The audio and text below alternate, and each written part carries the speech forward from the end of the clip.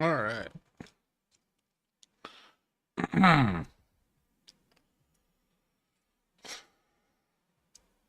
Well done, new dork.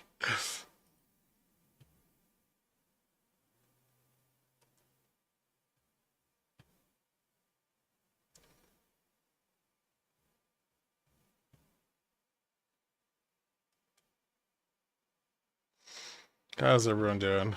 Got a few of you in here tonight.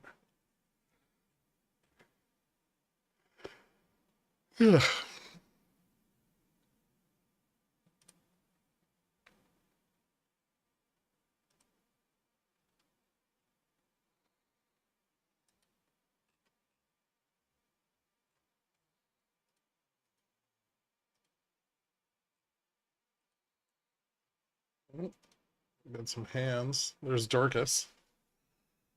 What's up, Dork?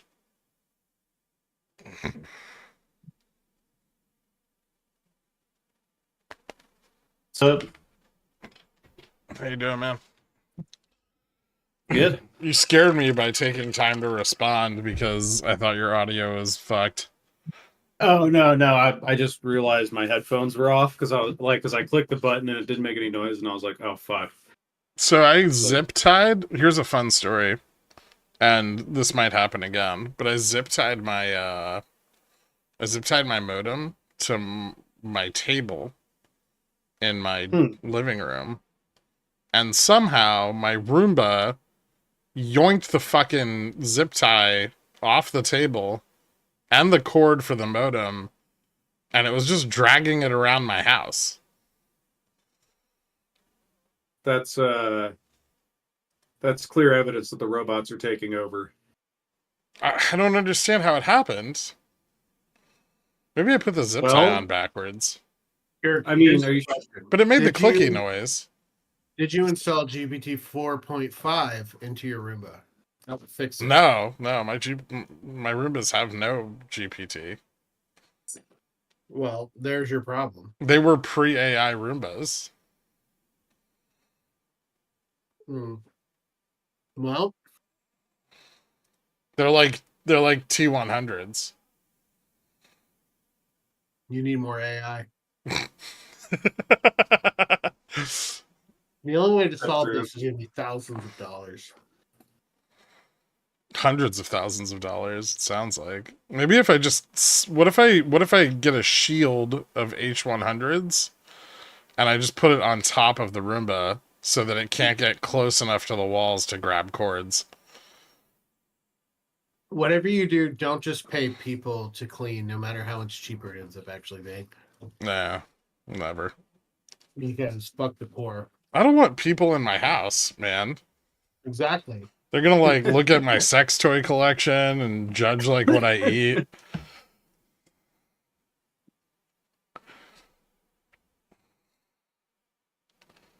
What do you eat? Just food. But I mean, I do have like People. I still have a lot of ice cream. Not that shit again. I had to.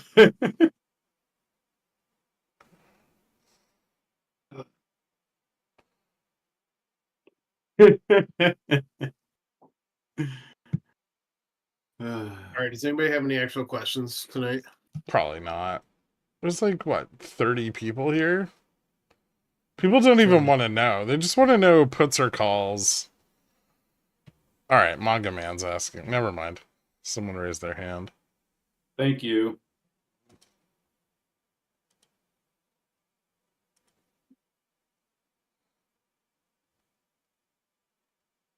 Well, I invited him. We're here for Riley? No. Yeah, I completely missed the boat on that. I don't know what's going on there. Oh, they like made listing requirements for NASDAQ and filed their financials, like back financials for the last 2 quarters, and then their current financials, which were better than expected, and it was trading at like $2 with a $200 million market cap and a 15 million share float, 53% of which was sold short. Okay, so everybody wants to get on the short squeeze at the end of it so that they can hold the bags. Yeah, that's what's basically. And so it sounds like to me. Sounds Me, like the play. I told boys. Dork about it when it was like $2. Yeah, I remember that. I was looking at it and I was like, because I remember adding it and I looked at it, I was like, this thing's just going straight down. I didn't think it. I didn't remember that you like had told me about it, and so like I just looked at it because we had recently added it, and I was like, what the? I've What is tried this? so hard to make you rich, Dork. Like more than anybody. I gave you BMed and Fubo and BBBY and Riley, and you're still poor. You're right. If you just Hey, rolled, boys. what's up, man? Sorry to interrupt. You can finish that thought. What didn't you roll? No, I was gonna say he could have just rolled like $1,000 over from one position to the next, and he'd be a millionaire now. All right. This is very true. Maybe if I listen. One thing. This ahead, is true sorry. for us all, for sure. I wanted to mention about the Roomba Yeah, no-go zone through the app. Have you tried doing that, Gherkin? the app Oh, doesn't okay. make any sense. Well, maybe, It just shows me like a white brick, and if I try to cordon off an area of that brick, it like just removes the entire room. And then I have to make the fucking Roomba go and map my house again, which it doesn't like doing. It also eats the cord under my bed that allows my bed to sit up and down.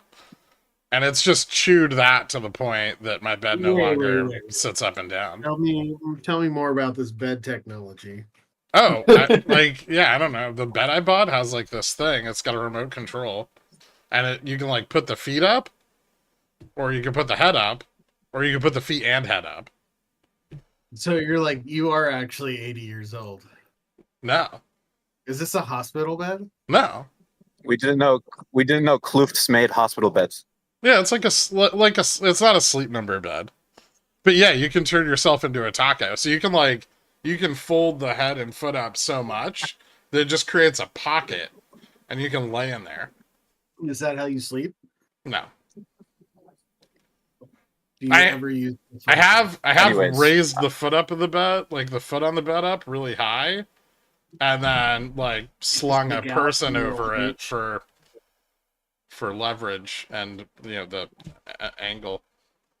My daughter is here taking That's why I didn't extrapolate. Okay. Well, she's here. So Hi, Jay Fresh's daughter, who shouldn't be here. no, she's doing her math homework, which is much more important than whatever the hell we're doing here. Yeah, that's true. Did you have a question, Manga Man? You've been up here for a while. I do, yeah. Let's dive in. I wanted to ask about the newer scanner with the DEX and the JEX. Is there like a philosophical or like theoretical reason to look at it maybe at 10 days or 5 days, or for example, looking at it at 2 days, like too short a window of time? I've been trying to figure out, strategies with that, and some percentages are in the hundreds or even 1,000% drop off for like the bear signal on the DEX, for example. And just is it better to look at more recent moves, or does a longer move imply maybe that something is more likely to go down further? And let's say we were setting these to the bearish filter on both sides. Is it better to sell calls or potentially buy puts? Okay, so in honor of Nuke, as I click this, I have to say shark fin oohaha, and then we can continue. You're So such a nerd. Perfect. So I mean, let me share my screen on Discord also. Give me a second here. Boop. There we go. That up and running for everybody. Very nice. Okay, so I mean, basically what you're looking at in like the 1 to 3 day range, right, is you're looking at things that are, ideally you're trying to find things that are short-term bullish or bearish, where larger moves, probably you're going to be looking at percent moves, maybe not notional, but where larger moves are occurring in the near term, and that's going to give you a sense of how positioning is developing on the underlying options chain. The further back you look, the more of a trend you're looking for. Like, if I'm looking back 30 or 60 days, I might be looking for something that's, been bearish for a long time, or bullish for a long time. Like, Delta's been falling off on something for a while, right? It's getting underpriced, undervalued. Options market's kind of abandoning it. And that can be like a really good signal of, something maybe going out of business, but it can also be a good signal of something, possibly being good value. And I might use that in like a value analysis or like a swing trade. And with Delta, you can really look in the short and the long term, right? With Gamma, you're mostly looking at shorter dated moves in Gamma. So we do have the option to go really far back on Gamma, but there's no point because Gamma is always going to be, relative to time to expiry. And so it, kind of peaks and drops and peaks and drops and peaks and drops. It's not steady and consistent like Delta is. And so, generally on Gamma, I'm probably not going to look back further than like the prior monthly expiration or prior weekly expiration. And Gamma is going to tell you a lot more about like short-term bullishness and momentum. And if something's losing a lot of Gamma really, really quickly, like if you look at TQQQ over the last like 3 days, like it's lost 1,342% of the Gamma that was on the chain. And if we kind of click on that and go look at TQQQ, Gamma has fallen off really, really steeply. TQQQ has gone straight down during that period, but you really could have picked up on that pretty early on, right? Like Gamma started to fall off really heavily as it dropped through Gamma neutral, and like I think you were short TQQQ the same time I was, like before the initial drop, which was like back here like last Wednesday or something. But even if had you not been and you kind of waited it out, you could have waited for that bigger drop off in Gamma and Delta and gone short there, and you still would be up significantly because as that Gamma moves negative and the Delta falls off, price is likely to go down. I mean, you want to confirm that with other signals, but it's a very with your good signal, of course. Yeah.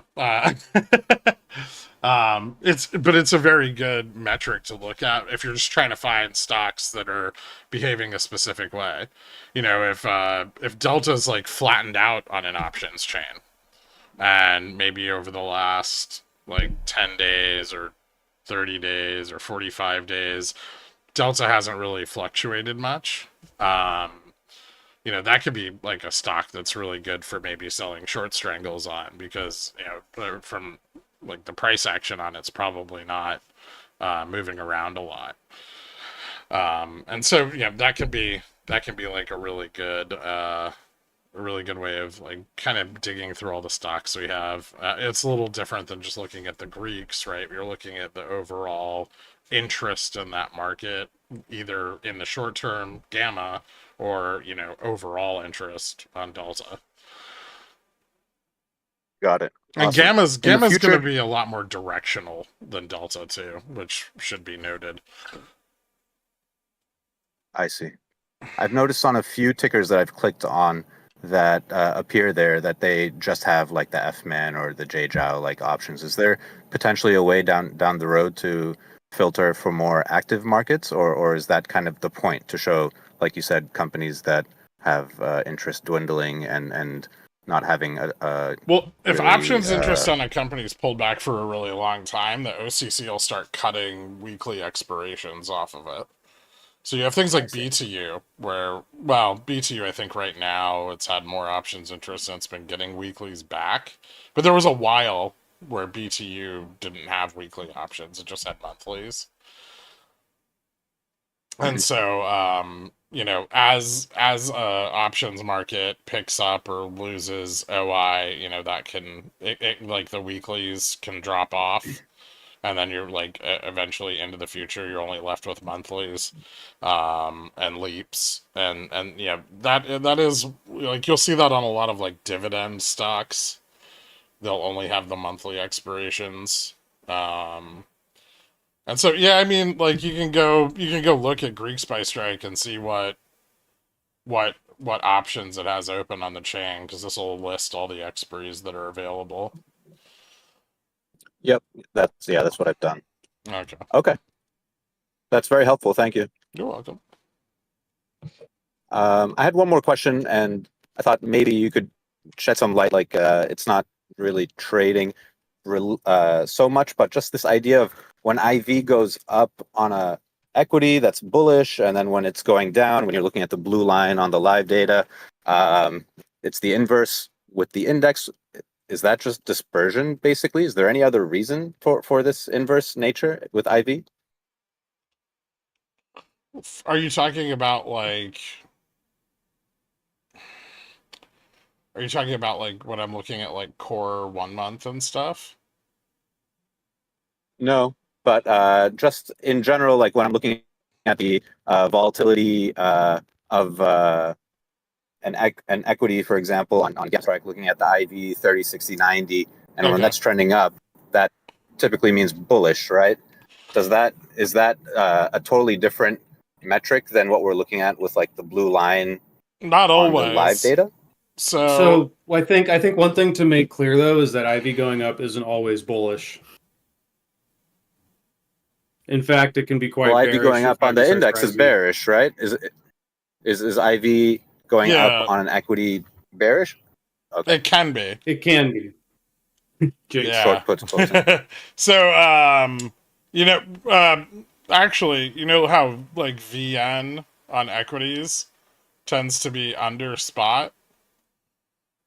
Yeah. And VN on indexes tends to be above spot. Yeah. So that has a lot to do with like how people position on the options chain and how volatility is transacted by participants in each of them, because remember, each of those is its own individual market. Sometimes you'll see stocks fall below VN, like equities will fall below VN, so whatever the hell this is, HESM. And this really hasn't, well, I guess it kind of did here. And then when they do, you will tend to see IV pick up on the downside move. But mostly IV is inversely correlated between equities and the index. So the underlying components, IV up, will be more bullish because it usually means people are buying out of the money calls. And then on the index, IV up is bearish because people are buying out of the money puts. Got it. Awesome. My last question for now is looping back to what we were talking about yesterday when you said if the gamma flip or daily gamma neutral is moving further below spot, that's bullish. Whereas, I don't know, I guess maybe intuitively it would have seemed like it would be the opposite. You're talking about the Do live I have data? that right? Live Yeah. data? Yeah. So when you're trading under it and it's moving towards spot, that tends to be like if gamma neutral or gamma flip is moving towards spot and you're trading under it, and those are kind of narrowing, that tends to be more bullish. The sharper that move, the more bullish it is. And then delta, not like the delta flip, not so much. That's more relative to, the options that are already on the chain, rather than like the near the money positioning. And then, if you're trading above the gamma flip and gamma flip is rising, that tends to be bearish. If it's stagnant or relatively flat, usually you kind of have like a continuation or a trend like we had today. Like gamma flip didn't really move much today. It went from, like where it stabilized earlier in the early part of the day around like 59.64. And then, it only dropped to 59.46. And, relative to the fall in price, it moved very little. Right. Sweet. Thank you so much for that and all the info and all the insights. No problem. Thanks for that stream card. Anytime. All right. Take care, guys. Later, dude. Thanks, bud. Why is... We got another person. Nice. People raising their hand. I like it.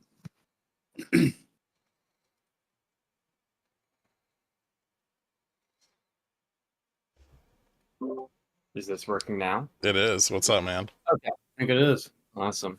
Yeah, this question actually just follows up what you guys were just talking about.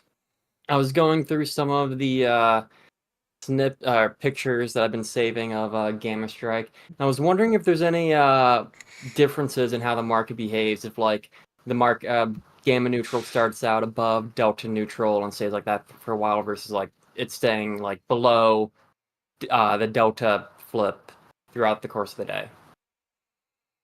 Are you talking about like where they start at open? Yeah, and like where they, remain as time progresses. If there's any differences. I'm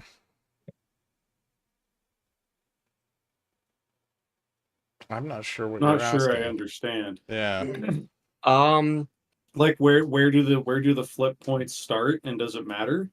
Well, I'm because we don't have the ability to like go back in previous days. So I was going through some of the pictures that I've been saving, and I've noticed that for some of them, like there's a prolonged period like throughout the day where like the gamma flip will be above the delta flip versus the delta flip being above the gamma flip when things start off. And I was wondering if there's any like differences between those when those instances occur. I haven't thought about that, but that would be a cool thing for other people to check. If it ends up becoming important, it could be something that we could track and make easy to track. But yeah, I guess the short answer is there's a million different things you could observe that might have signal, and we don't know which ones are real signal. So if you find something that seems to work and you're willing to share it, if you the thing is if you share it, you ruin your own alpha because you're sharing it. Yeah, that's fair. If you guys don't have an answer, that's perfectly fine. Yeah, but I actually do. I mean, like mechanically, what it means, I don't know. Oh, I mean, I mechanically, there's just not a lot of interest on the chain overnight, and most of that floods in as the market opens and like the first 15 minutes before the market opens, and so it takes a second for like the delta and gamma flip to normalize to spot. But a lot of that's just positioning coming in that is accounting for the overnight move. Now, if you have a perfectly flat overnight and you want to try to derive some data from like where delta and gamma flip open, that might have some value. Otherwise, I don't think it does at all. Like it's really just like where you open and like what the positioning looks like right on that first tick. And then within 5 minutes of that, everything is repositioned to some degree. Okay, that's good to know. And then I guess let me add a little bit before you move. I know you're ready to move on, but maybe this is something I've observed and I think is true. when you have days like today where everything opens low and then like gamma flip and delta flip are really high right at the beginning of the day, that's just telling you that it's largely put heavy action, which sounds a little bit counterintuitive, but that's kind of just how these flips work. So if you have put heavy action, the flips will be high. If you have call heavy action, it'll be low. I think you might be asking about how positioning changes throughout the day, aka how does OI that we see at market open influence price movement throughout the day? Usually it doesn't very much. Usually it changes pretty dramatically. Like I was saying, over the first like 10 to 30 minutes of the after market open, the positioning is usually shifted quite a lot, and then that positioning starts to matter. But the sheer volume of positioning that comes after market open versus what's there when market opens is usually distinct enough that it kind of changes like how everything is set up. There's bigger, longer term positions that have influence at like larger major strikes, but the zero DTE stuff, I mean, you open flat and everybody just starts selling everything on either side of spot as aggressively as they feasibly can before the premiums are tanked.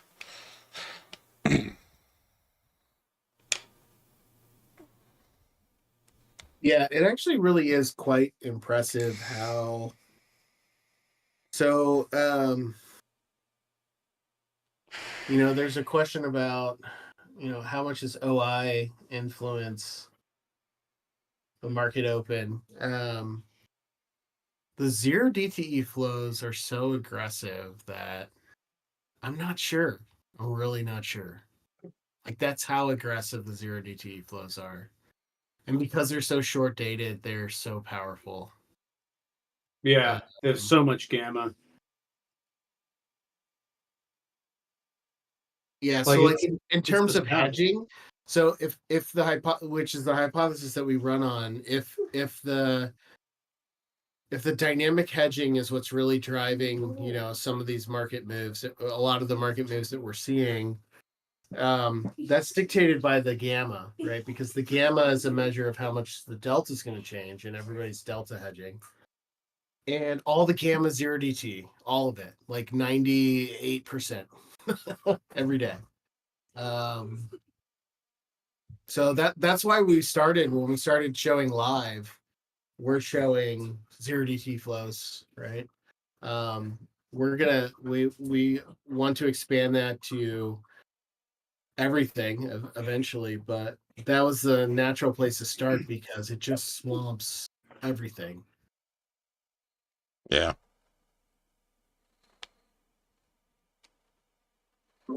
That's amazing. Thank you guys, for just going through that. I really do appreciate it. No problem. And then the only other questions I had was just like some clarifications on what you've mentioned in some previous roundtables, where and also like on the stream, where you've mentioned when the delta flip crosses over the gamma flip, it's very bearish, but also when the gamma flip crosses over the delta flip, then that's really bullish. And I'm just wanted to confirm whether or not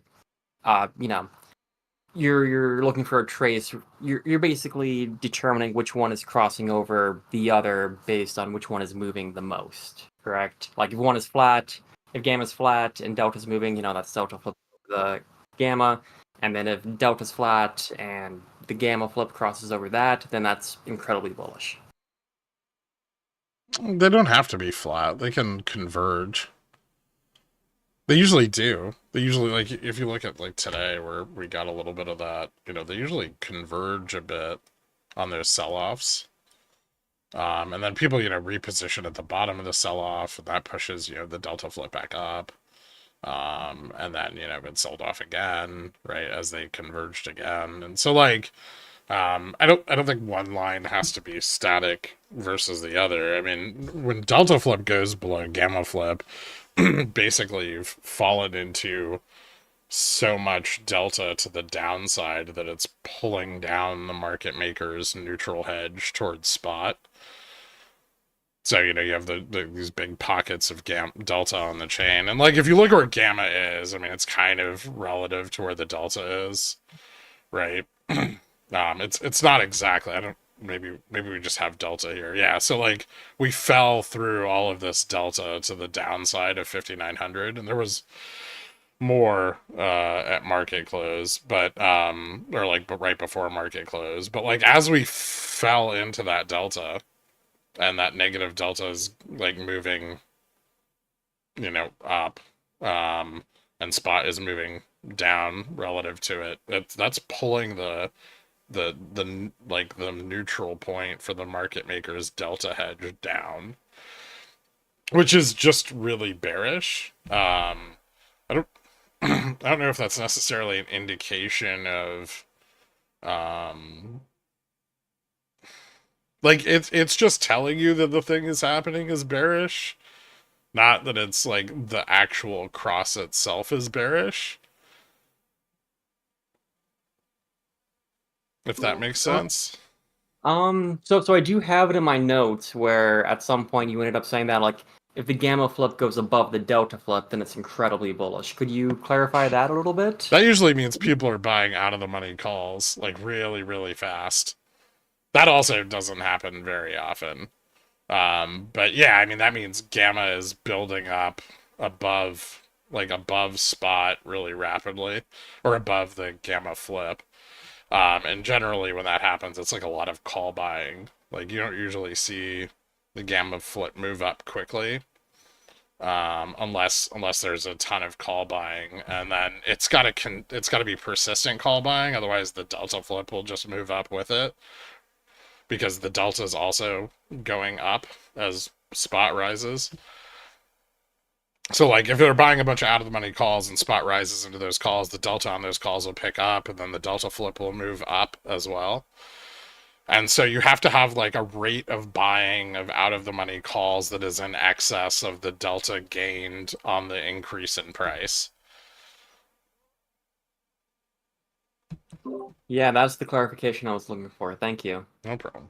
But yeah, it's extraordinarily bullish if you see it. It's very rare, but if you do see it, I think since we've had this data, I've seen that happen like twice. It probably happened a lot more in 2024 when like the 0 DTE call buyers used to be really aggressive. They're not really nowadays. Like they haven't been this year at all. Yeah. But I remember, I think it happened like the day after the election when the market ran like 3% overnight.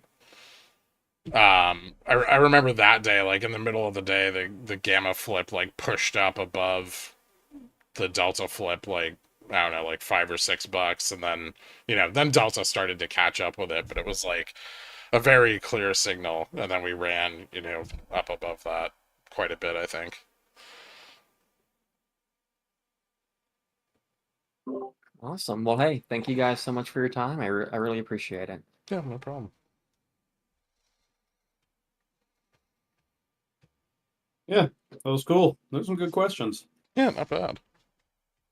He's always like well prepared. He's got like notes and everything. I like it. Yeah, it's perfect. Saying I'm not well prepared? I mean, I'm not saying shit. You're something. Do you have fucking notes? I have dossiers, you know this. Anyways, I have a question. I wonder if you guys could go into a little detail on the shark fin.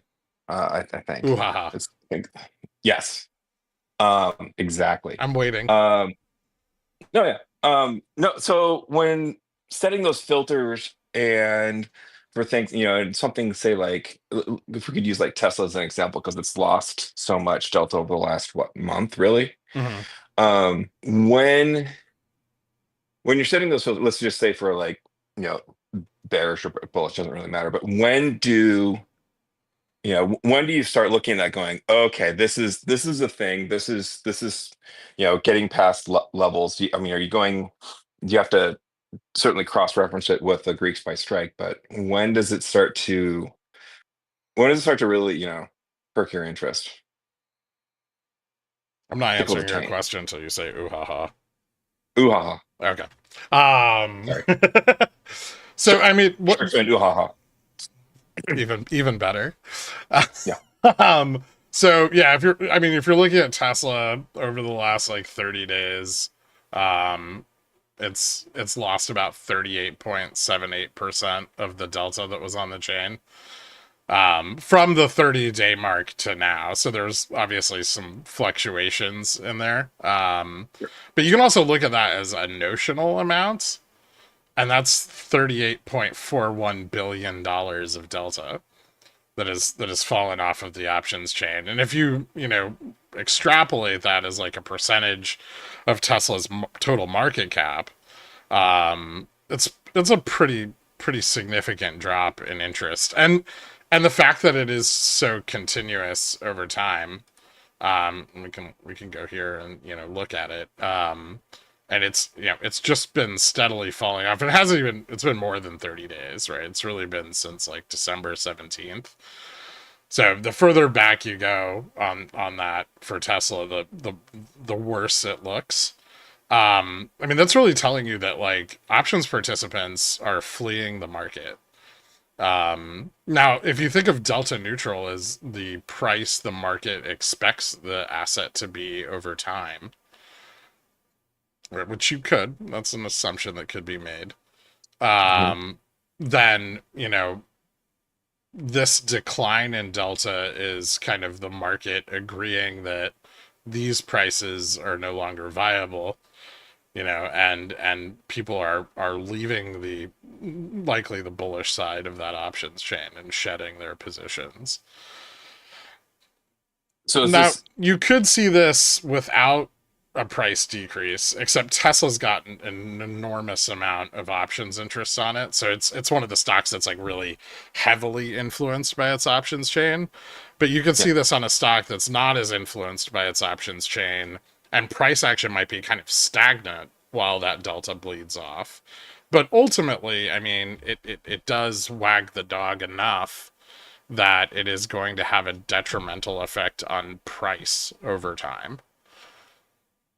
Yeah, and then I mean, clearly it's lost so much. Yeah, it's really really bearish. Over yeah, but then now it's here it's hanging out at at delta neutral. So when is it?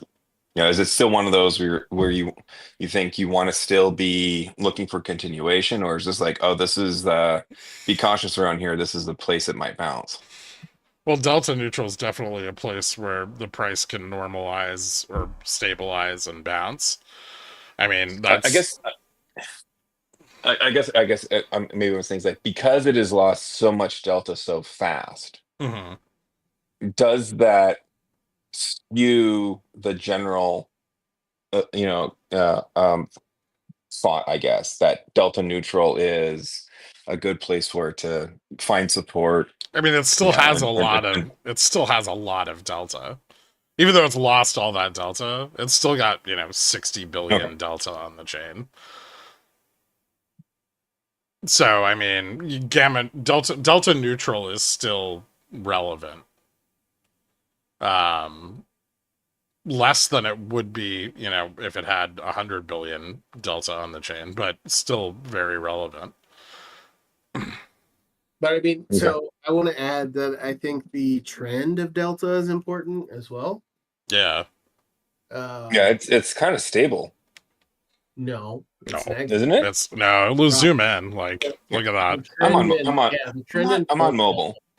Yeah, Oh. so trend in bulk delta, it basically just tells you that there's less interest on the stock because it doesn't give you a good measure of bought sold, but it does tell you like total, absolute, relative, or well, let me think of a better way to say this: absolute total dollar value interest on the stock, and stocks tend to go down when their interest goes down.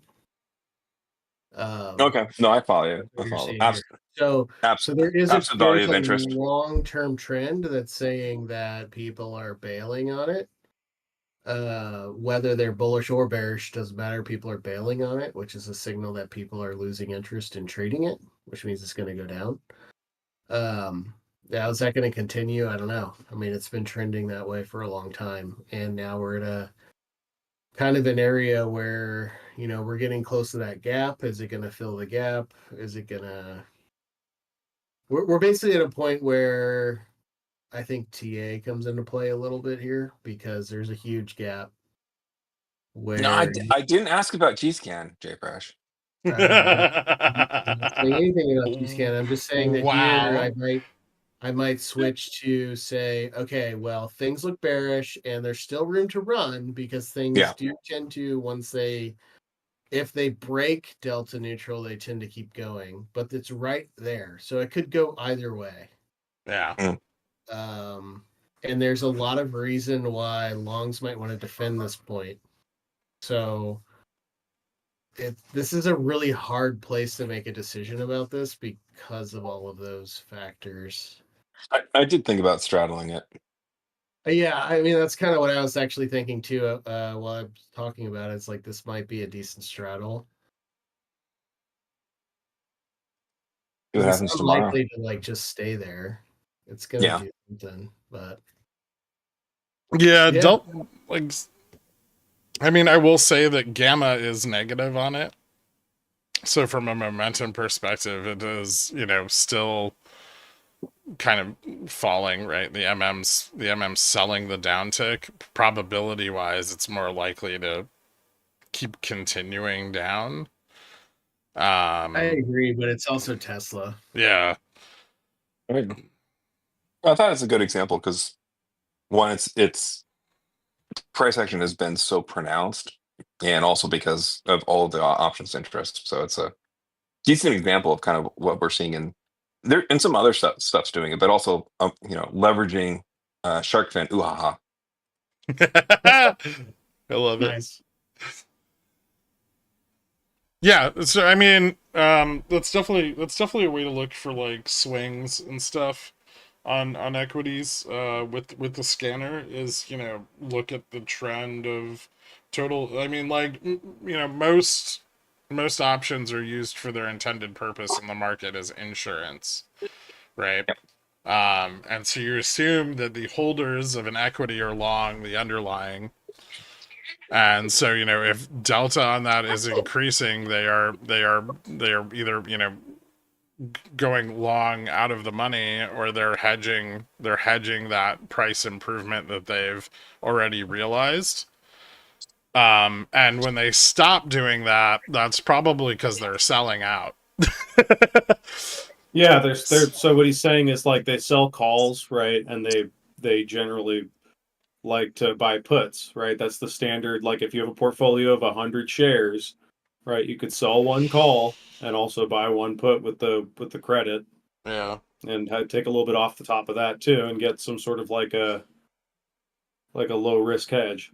Yeah, but like the TA positioning says that, hey, if this thing drops even a little bit more, you're going into this zone where a lot of people stand to start losing money. Like everybody who bought in after that bump will be negative. And if they bail, it's going to drop and fill that gap hard. But if they defend it and buy in, which is what has been happening for the last 2 years, although this time does feel a little different to me. It doesn't feel like the end. It doesn't feel like we're crashing, but it feels like there is a stronger narrative shift than just a scare that gets rebought. Yeah. The dip buyers are weak and frightened. The dip buyers are a little scary. There's definitely something changing. I haven't quite quantified it yet. I mean, I can tell you. Yeah. Ooh, hold on. Everybody, wait, are you quantifying or are you qualifying it though? Everybody, moment of silence. Bitcoin just broke below 80,000. Oh no! The Bitcoin ETF holders, are they all red? If Michael yet? Saylor hadn't sold billions of his stock, he'd be so upset right now.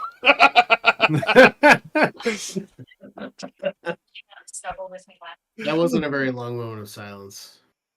Dude, this chart too funny. looks like Listen, if you're taking real money and you're buying fake internet files with it, then, you know, Collectibles. that's your problem. Collectibles. Yeah. Get fucked. It's already back up. It's up. We're saved. That's saved. Yep. Market saved. Economy Okay. saved. Stoof. Oh, thank goodness. Only down I mean, 5%. it's the most risky, most speculative asset, and it has no real world value. You take that back. Buffett's been saying this to people for years, and no one listens to him. Hold on, Gherk. Listen to me. He's an old man, right? Hold on. I'm about to finish the conversation on crypto and get rid of Maple for tonight because she said I'd leave if I said this. But crypto is going to be the future currency of all of our AI overlords as they agentically do He's our such a tasks dick. and pay each other in crypto coins. Oh, Jesus Ew. fucking Christ. You It's go wash just- your mouth. I'm- That was so. Yeah, Like, seriously. seriously, that's disgusting. My hands are buried I in my just face ate right now, two. Jay Fresh. Unbelievable. Moment of silence. Bitcoin is back under 80,000. I told everybody the second it broke 89, it was gonna fucking dump. But yeah, I mean, it's Bitcoin just ETF holders go negative. it's That's just what I want to know. you know what's fucked up is that everybody and their mother is long this shit, and it has no value, and they've all been just like conned into it because some other dipshit made money. And it's just Oh, like Gert. I hate watching people buy into the greater fool. And like I don't have like a big enough platform to just like warn the world, nor the energy like you, Jay Fresh. But Jesus fucking Christ, how terrible. Imagine people buying that fucking shit at like 104,000 a coin. Well, look at the chart I I just imagine posted. that every day when I entered the goon chair. That's how you start your edging session. Yes. Daughter's still here doing her math, so yeah, really awkward. Are you doing this to try to keep this PG? No, Because I've it's heard hilarious. the things you say in front of your children. Have you? That's your 11. That's That's problematic. That could get me in trouble. Jay with Fresh. something else. Jay Fresh, look at the charts I just posted. We posted Ibit. Okay, we in got the another live- speaker. Oh, I was just gonna ask. You haven't because if not, I would have done another question, but I'll Go, hop on. no, go for it. Well, I was gonna like, Ask, it's just I was gonna C-mail. ask- Oh, well, that doesn't matter. Oh, he does matter. He can wait for a sec. He's patient. Work. You know, I kid because I love. I was wondering actually if you wouldn't mind just like popping into Shark Fin Uhaha Yeah. and just like maybe give a little demo for everyone else and be like, "Ooh, this looks interesting," and kind of walk through it You're trying because it's new. You're trying to get me to give you a play right now? What's No, their because calls? I've already been through it. You know what's bullish as What's the fuck right now? calls? VIX. Nobody understands how Vix. Dude, Vix is bullish as fuck. SoFi's picking up a lot of delta, but some of this is from the downside move, right? Some of these have fallen, like SPX has fallen so far; it's starting to pick up delta to the downside now. Yeah. So you do actually have to go in and look at each individual ticker. You can't just go based purely on this, right? This is just an indication. But you want something that's like looking super fucking bullish in the short term. Riley's total gamma increased by 335% today. Yeah, that was crazy. And you know, that's definitely doing some stuff. I think it picked up another 10 million, 9 million. 9 million notional. 9.4 million notional in delta. But that delta is starting to skew negative, right? So people are selling those calls. They're selling that vol. And if you go out and look at like the implied vol in the 10-day, probably see it starting to turn around a little, right? God, I love this stuff. I love just So cool. cross It's confirming magic. just with one click my analysis. But still probably pretty bullish. I mean, realized volatility has a long way to go to the upside still. So Yeah, I mean, one day moves are priced in at like 20%. Options are super expensive still. It's scary to sell that vol near the money.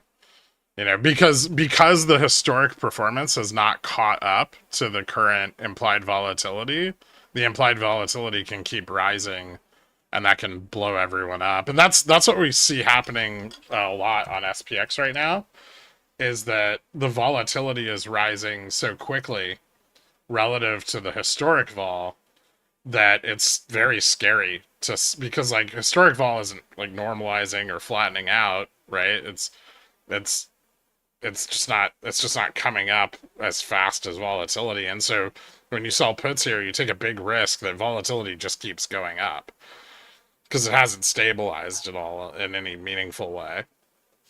And so that really scares the put sellers because they get blown out like they did yesterday and the day before and today.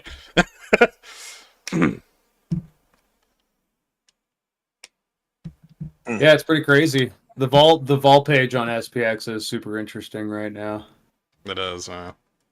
It's pretty neato, if you ask me. Yeah, I'm pretty neato. this is high. I mean, like IV10 is It's very high, yeah. it's very high. What's even crazier though is how people are still shorting out of the money puts even now. Yeah, they are. They are. Yeah. Yeah, I was telling Jfresh earlier. I have like 1,000 Vega on SPX, and I had contracts at the end of the day today that dropped like 20% into the downside move. So they're still selling the fuck out of puts.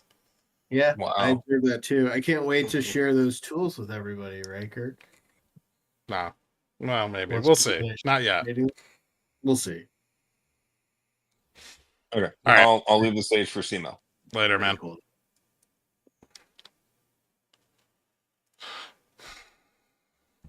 Hello. What's up, Bill? What's up, man? How's it going? Heard Pretty about good. heard about your big wins. Almost doubled my portfolio today, so it's been a good day. Nice. Nice. But so I had a quick question. Like, I know you guys just released Gammastrike to us poors recently.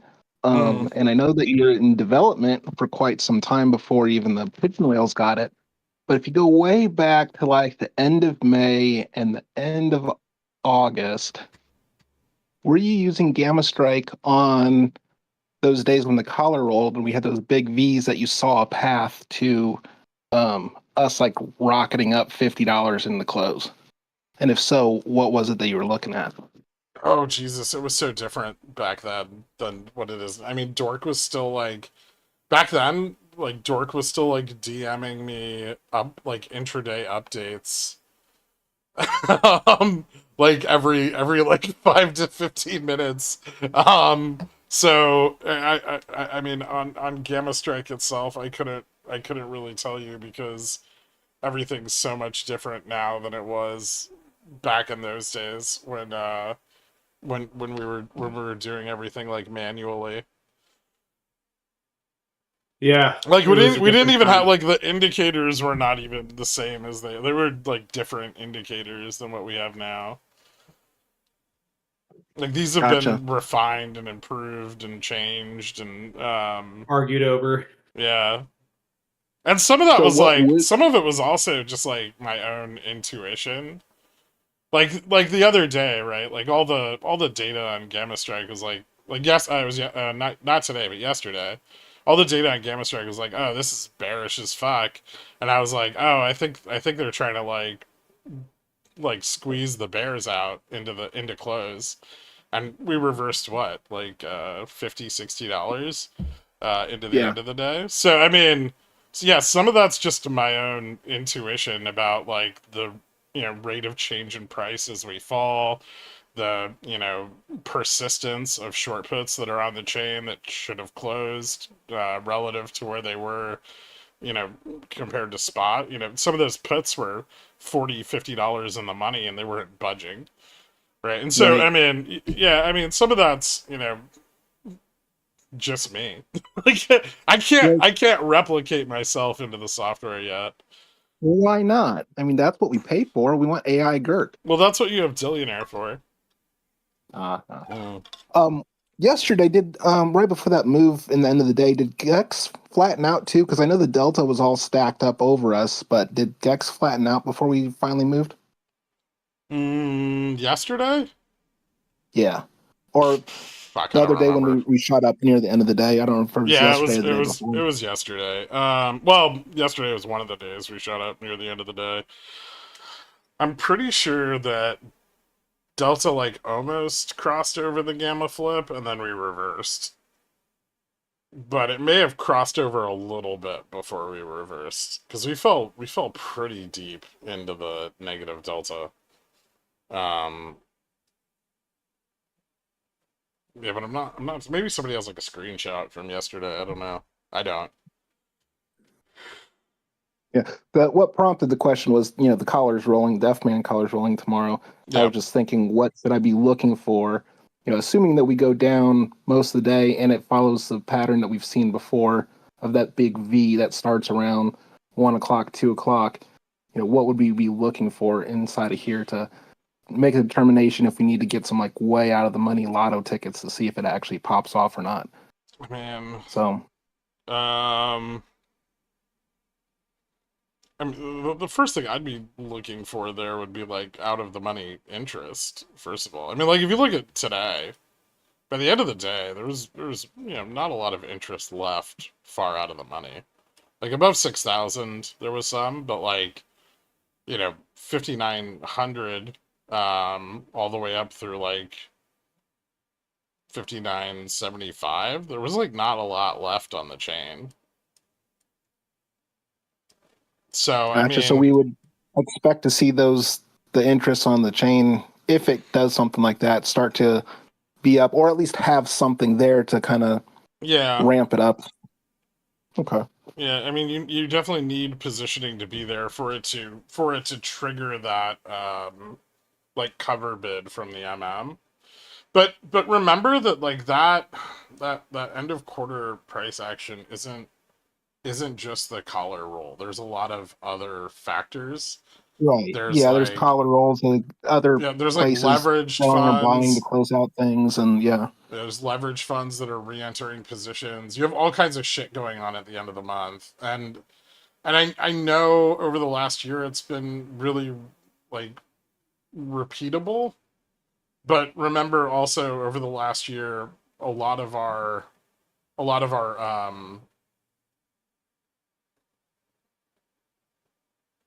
proximity to gamma neutral was to the upside. Right. So And so and they were selling lots of puts, and we were generally bullish, and at the moment we're not. Yeah, so I mean, like, right now we're very far, not only below gamma neutral, but delta neutral, which we fell under very rarely in 2024. And even in 2023, we didn't spend a lot of time under delta neutral. So, you know, when you're comparing back like the last 2 years, this end of month is a bit different. But it is a good opportunity for a lot of liquidity to come in and for them to try to push to the upside. And something I would personally look for is looking at like the 0DTE chain, because tomorrow's a Friday expiration, and looking where that delta is to the upside, right? Like as that delta goes in the money, that's going to drive the MM cover bid.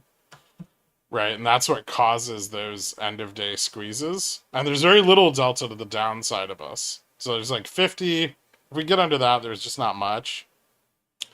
And this makes me think we're kind of starting to run out of room to the downside. So does the aggressive put selling into the end of the day today. And so if they do mount a reversal tomorrow, there are some pockets where delta's really low. It'll be a little bit harder to get priced through there. But if they get up to like 59.25 and higher, they could push it all the way out to 6,000 pretty easily, or even like 60.50.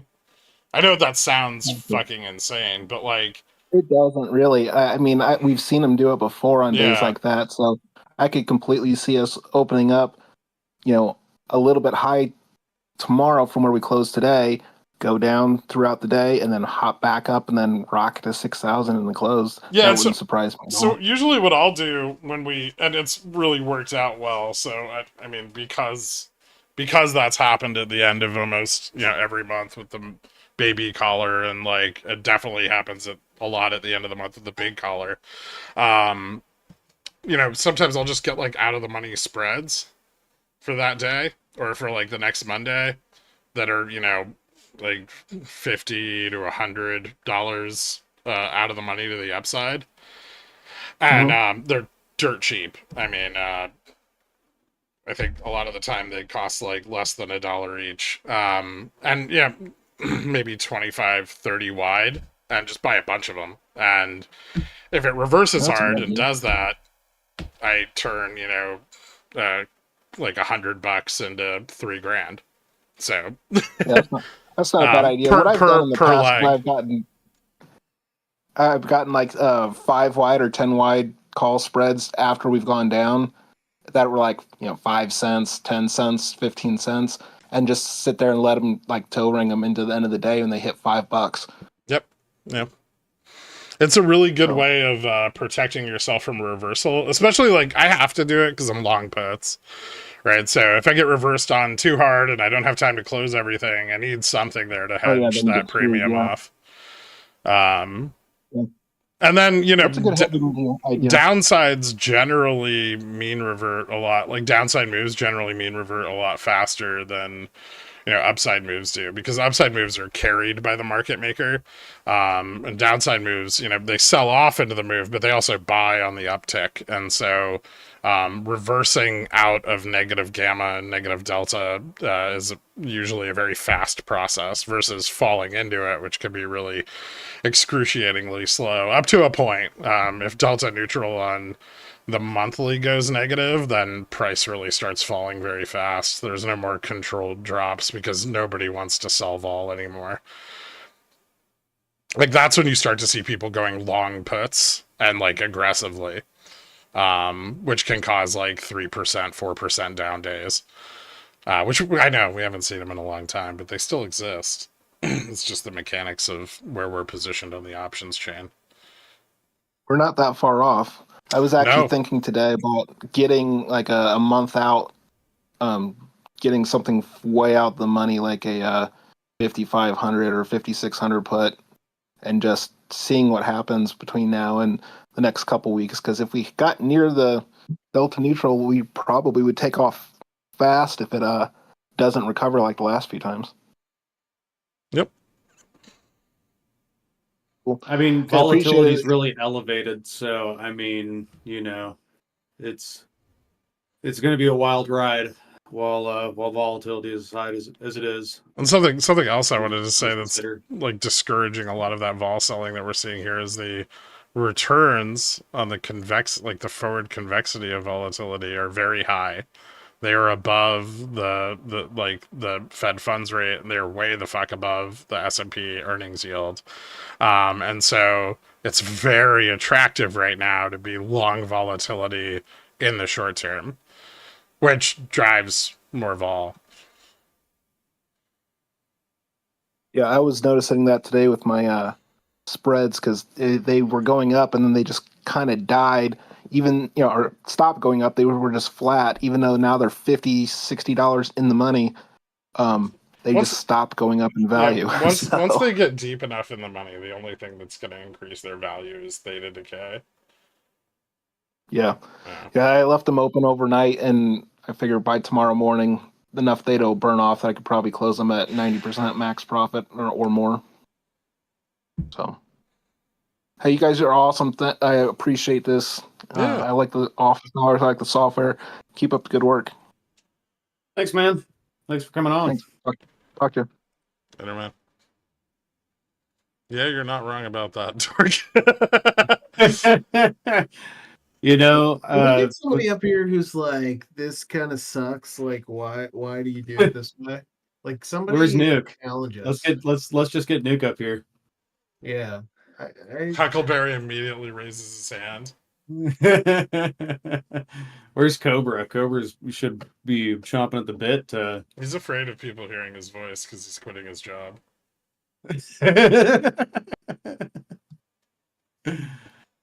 Fear and Loathing put their question in the chat. Oh, no, Mike. No, Mike. Could you explain, like, I'm 5 or even possibly 2, all this delta or gamma you talk about on the chain? It seems sometimes you're talking about delta or gamma falling off the chain. You're referring to the DEX GEX. Other times you're talking about DEXA GEXA. If we could use the example, say AMD, I see that DEX is negative 12.383 billion and GEX is negative 86.90 million. Is this what you would use to say there is 12.383 billion delta on the chain?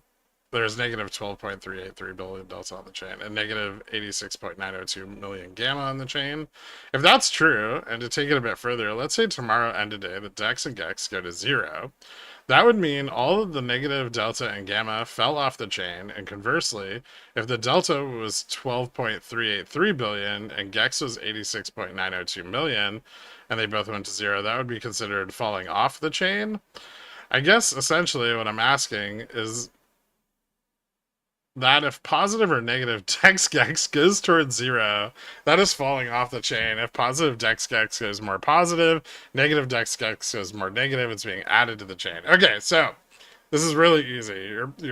So in Pickles Picks, I will always say adjusted delta, which is the skew adjusted delta, and I will talk about gamma as gamma, which is the raw gamma value. Negative delta is like the negative DEX, the naive DEX, it's always negative.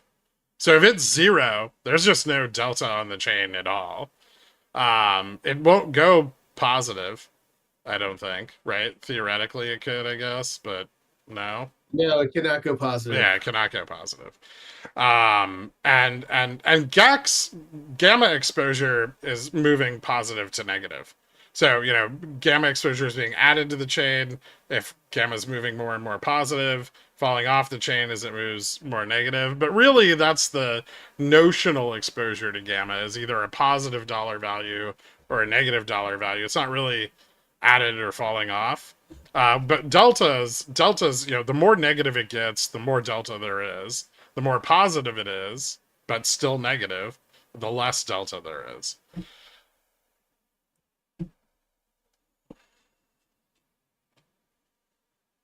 Do you guys want to add anything to that? I think it's just some confusion it's super about straightforward. the naive assumption. Yeah.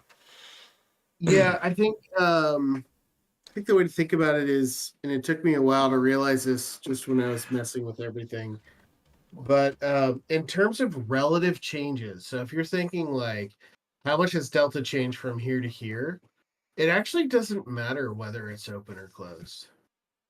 It just matters whether it's bought or sold. Right? Like you can open, you can buy to open or you can buy to close. It has the same exact effect on delta. Mm-hmm. So like the whole open close thing doesn't actually really matter when you're talking about relative changes between 2 points. Yep. I can think of an instance where this does get confusing on the platform though, and that's in the shark fin scanner. And that's because we actually modify the delta value by multiplying it by the negative. So that way you can view positive gains in delta as being positive. Like, so delta is increasing on a chain. Will be shown as positive in the scanner, right? But if we go look at that, right, like let's go look at WMG, you can see that, well, hold on. Let me go shorter dated, actually. So, like, let's look at root. See, root is picking up delta. The total delta on the chain is increasing. And so we have that multiplied by the negative so that you can see if, you know, delta's going up or down more easily without having to, you know, think through the math yourself. Otherwise, those values would be negative, and you'd be clicking bullish, and it kind of wouldn't make sense. And so we modified that. Yeah, it's pretty simple, but that could confuse some people. So I wanted to. I'll try to get like a note added on the page for that as well. 1 second. I'll be right back. Dad, why don't you go get cigarettes? Yep. That was a pretty good question. Understanding how, these derivatives gain and lose magnitude. Grackle, read the docs.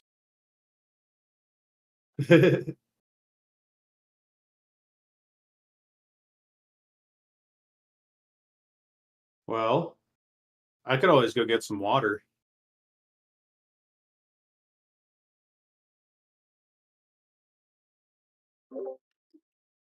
I guess. What's Bitcoin doing? Oh, Bitcoin's recovering. It's like at 81 now. Market All right, saved. I'm back. Economy saved. Perhaps I should have asked explain like I'm one. Just kidding. Thanks for the answers. Okay. Well, Okay. that's not very I hope- satisfying. I hope makes us feel like terrible teachers. I hope he's kidding. He's probably kidding, right? Yeah, it's fine. He No. said just kidding in his message. I have to take him at face value. Yeah. He's not kidding. We Because failed everything and- written in text on the internet is exactly literal and means what's said. I take that to mean that we have failed at trying to explain to him. So we're on a different wavelength somewhere. Something's missing deeper down. And I would recommend first read docs. Then Have you read the docs? let's talk. Docs need to be updated a little bit though. Some minor cosmetic changes that need to be done. There's a lot of stuff to be done, but there's a lot of other things. I've been trying not to like push on the docs too much because Wait, what just happened to Huckleberry? He was here and then he disappeared. He's dead. Shit. It's a pigeon whale. Yeah, if you go to our website and click documentation, if you're logged in, it's in the list in the like account. If you click on like the account guy in the drop down. If you're on the YouTube right now, I have that linked at the top of the chat as well, Okay. the docs page. And that's available to anybody, whether you're subscribed or not. We wanna help inform people regardless.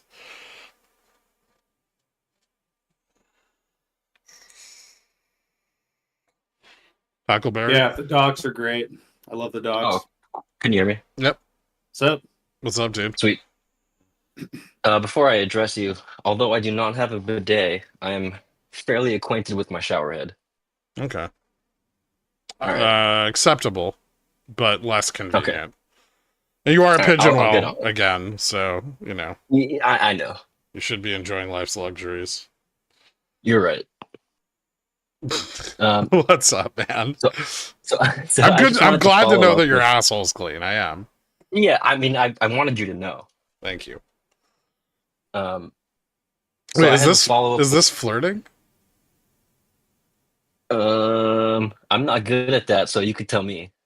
Feels like flirting. I don't know. I'm pretty autistic. What What happens when autistic people try in my to? mouth though? That's pretty hot. Yeah, no, you don't Yeah. squirt it on your teeth. What the fuck is up with that? I don't want to think about that right now. That's gonna ruin my night. All right, I'll just ask my question then. Yeah, go ahead. All right. So on the Greek Spy Strike page, I'd asked this earlier, and JFresh had asked me to make a drawing, and I've been pretty busy, and I wasn't sure how much of that was delegating work to your customers. I don't know. But all right. But in the Greek Spy Strike page, like take Amazon for example.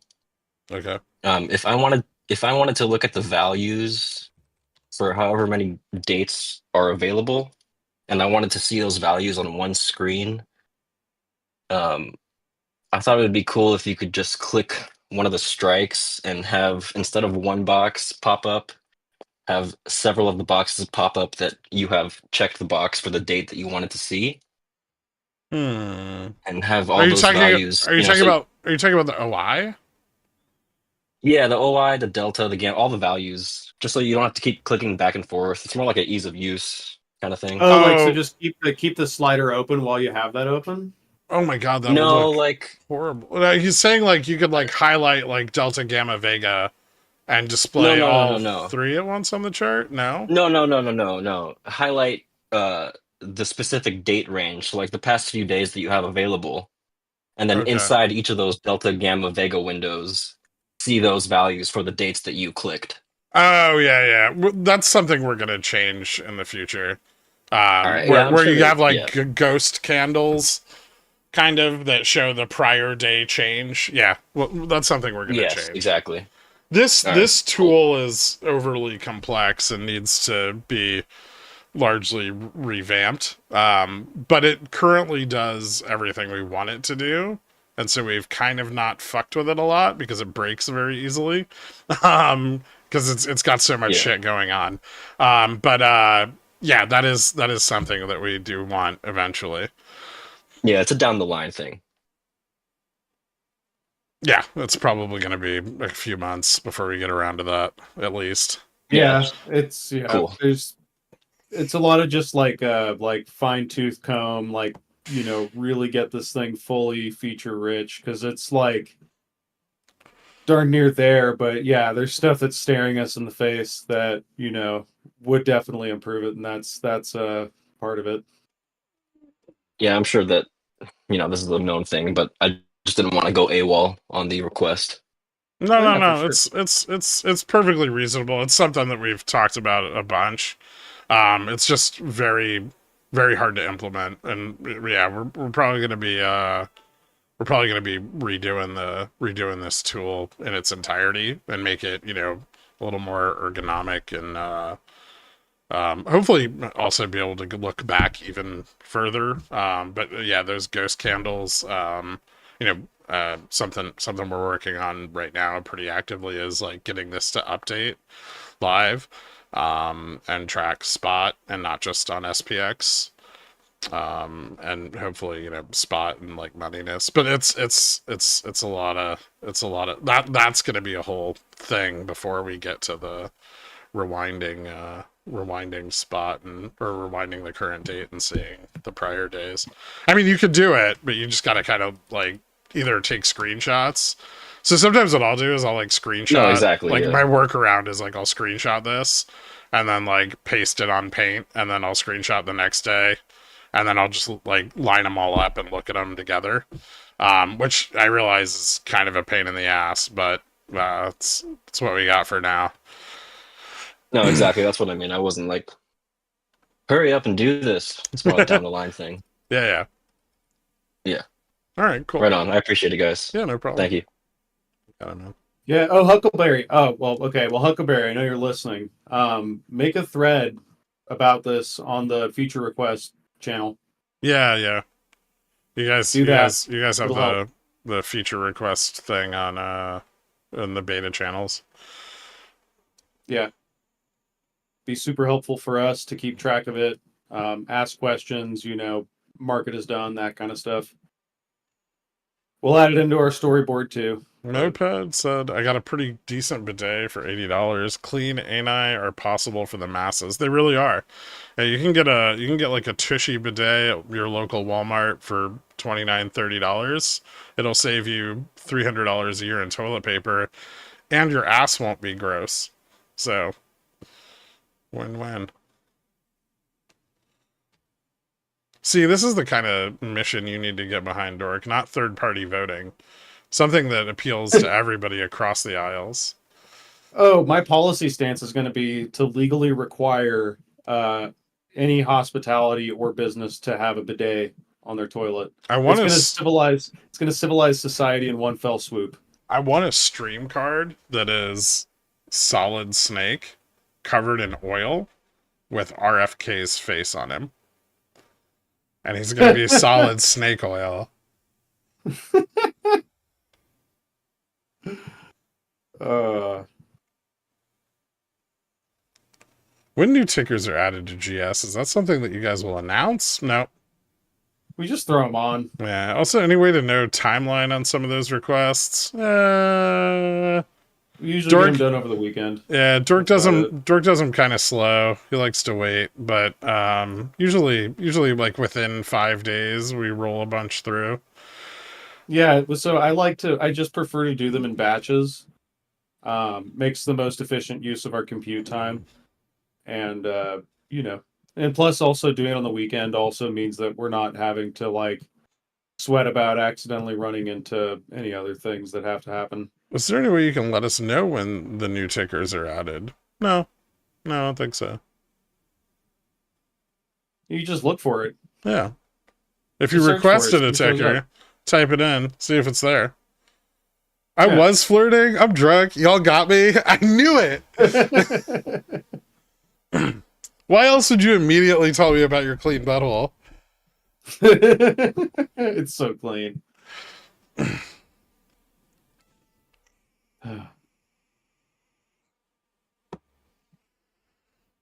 I mean, eventually we're just going to have all the tickers, so it's not like a focus of ours to inform everybody of each ticker we add.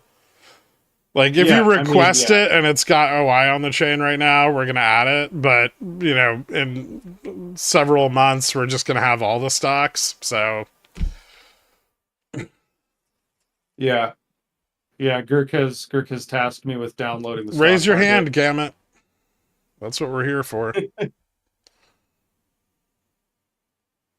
We got to wait for Moped here. He's got a few, and then I'll get to you next.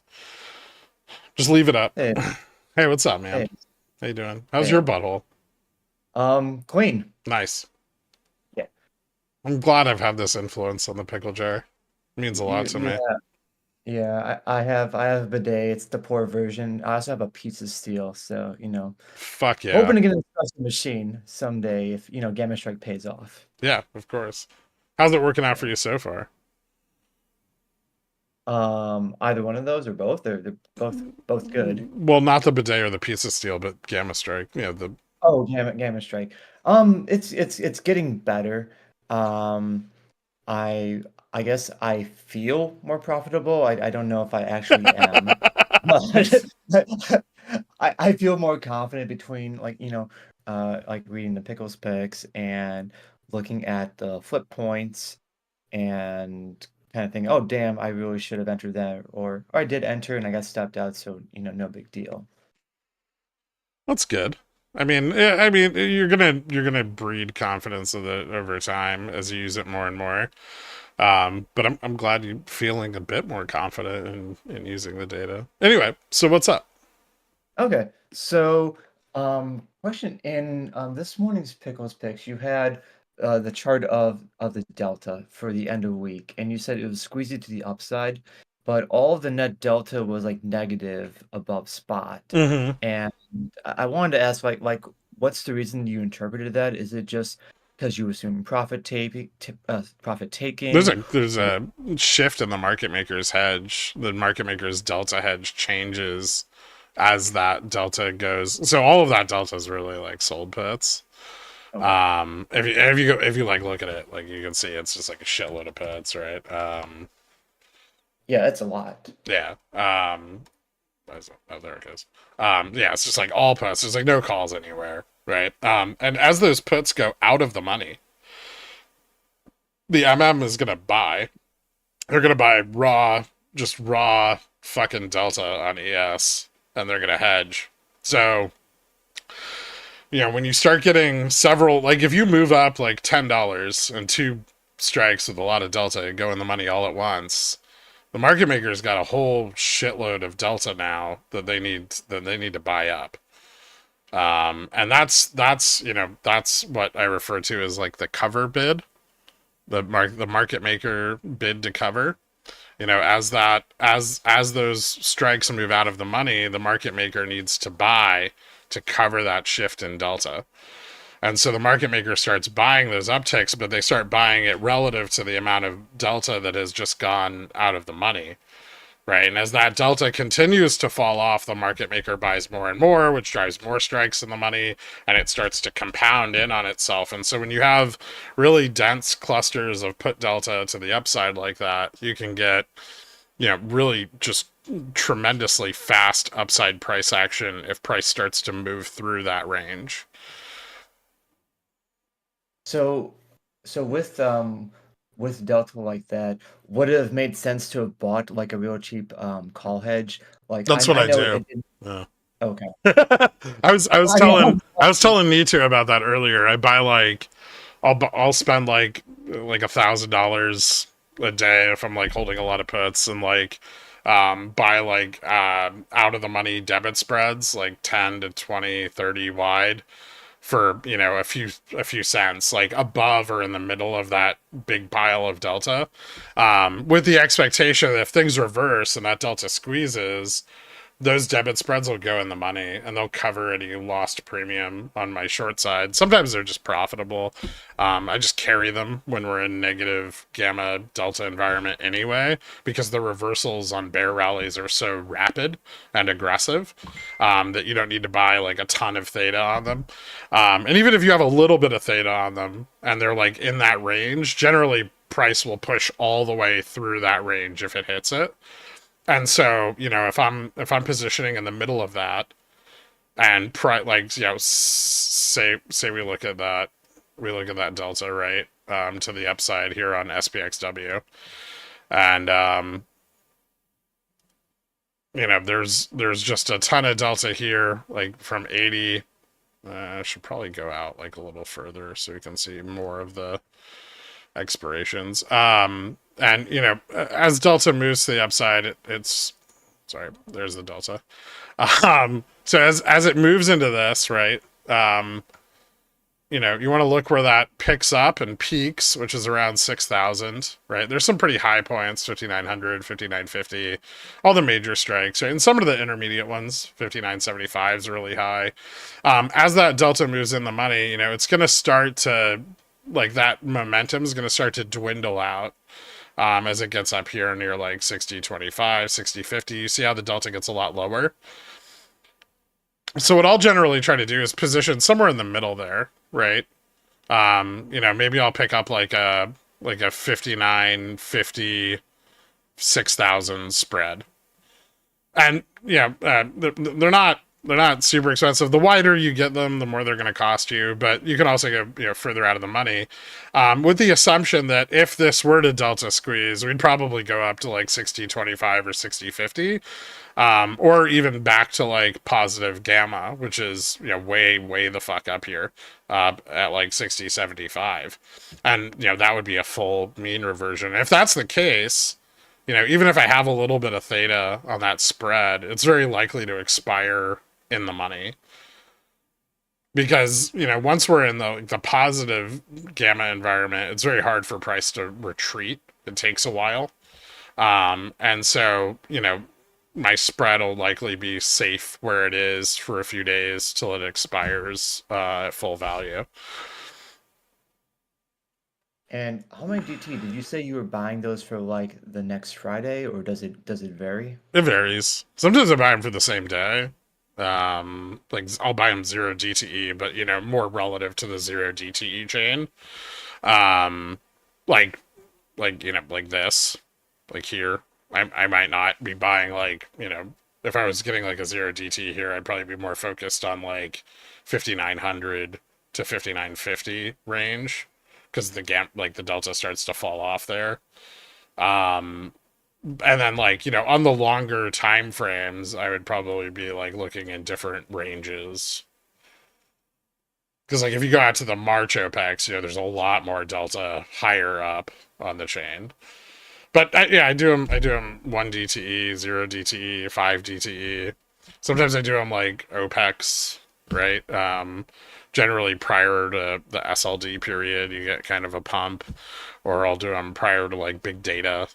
So they're expiring right before big data events where bulls try to stabilize price.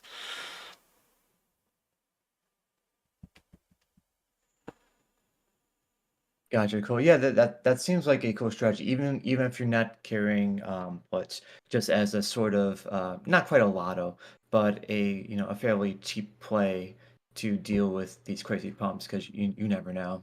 Yeah, yeah, it's just nice. It's a nice thing to have, and I mean, it's not super capital intensive, but it is a little capital intensive. I mean, you might do it 3, 4 days in a row and get nothing out of it, right? But then, the fifth day you might do it, and then you make 1,500% on each of them, right? So it's more of something that works over time than necessarily something that's like, and not everybody has the money to do that every day, so it's not something I like recommend heavily.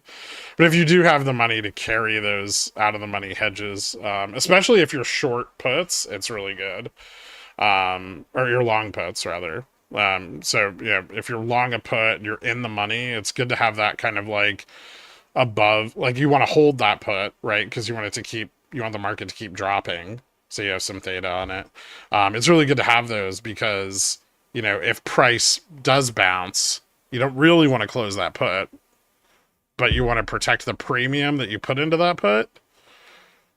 And a spread's a really easy way to do that because if you have like a $5,000 put and you have a 50 wide spread to the upside, and the 50 wide spread goes all the way in the money, your put's paid for, right? Like maybe I didn't realize everything. And ideally, you get to stop out of your put for a profit and, your spread goes in the money for a profit.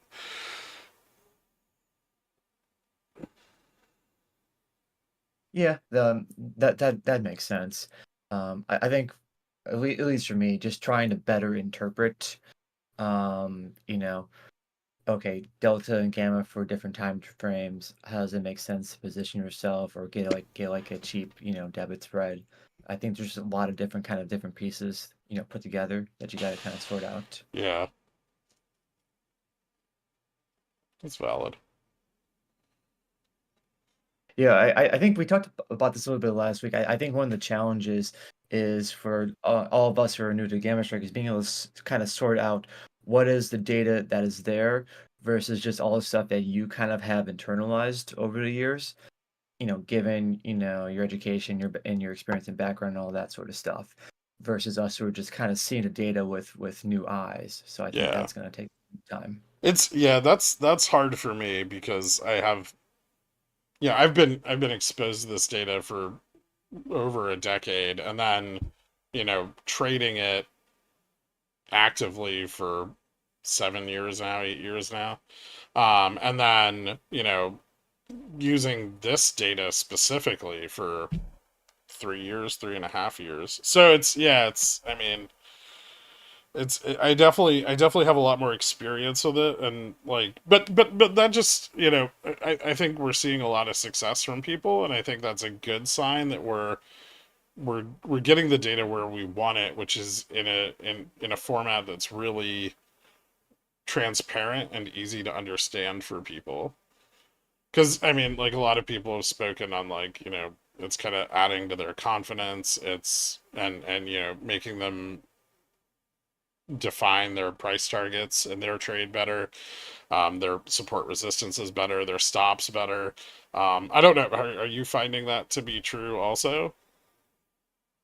Somewhat. I spent a lot of time looking at the live data chart, and I definitely feel a lot more confident with looking at the flip points for the delta and gamma and kind Okay. of understanding they're not entries, they're not quite entries per se, but they're more like a resistance, a support, maybe a momentum it can push through. So I feel more Yeah. confident in that, even if I'm not actually playing anything, just try to like look at it.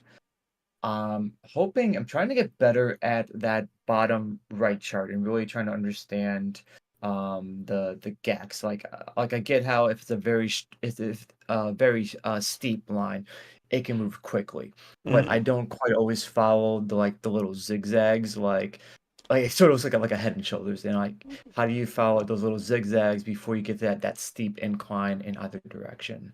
So still working on that. Yeah, I mean, something I would recommend for thinking about that chart is don't think about it as like think about it what it could mean if price is at that level. Right? That's why I always tell people, like, trade the levels you're in. Don't be like, when you're trading, especially intraday, don't be bullish, don't be bearish. Just focus on the levels. And a big part of that, even without this data, is just defining where, where things get bullish, where things get bearish. And this data helps you do that a lot better. Because it gives you a ton more information about each of those strikes, right? But ultimately, you don't want to think about this as like an indicator of, because it does nothing to price, right? The participants in the market are moving price, but it has a it has an effect on what happens to price when price gets to that level. Right, like, a big spike in positive delta above spot is going to be resistive because it's hard to climb over. But it's less resistive when, you're negative gamma on the day, because the market makers then buy the uptick, they're not selling it. Right, and so it's all of those. It's it's learning what each component does, factoring them together, and determining how the positioning there will influence the changes that are already happening in spot. Yeah, I think I'm starting to feel a little bit better about that, at least that sort of approach to it, even if I don't, get the right conclusion from it. But I think before you talked about, look at the price, it's like flowing like water, and the rest is just sort of maybe obstacles in the way, or just parts along the landscape, and you're just kind of flowing through it. Yep. And I guess the one last thing is, I feel like I'm getting more confident with the left-hand side of the chart, the put call volume Okay. on the live. At least like when I see, like, the puts increasing as the day goes on, I start thinking, okay, bulls they're trying to sell puts, they're trying to turn this around. Watch out for that particular point as a resistance, or set a stop. Is that a fair take at it, or does it really depend? I mean, it's definitely, these are like, when you see these like big piles of pits here, right? And that's, reflected over here in the GEX, right? This is below the gamma flip, right? And it's negative gamma.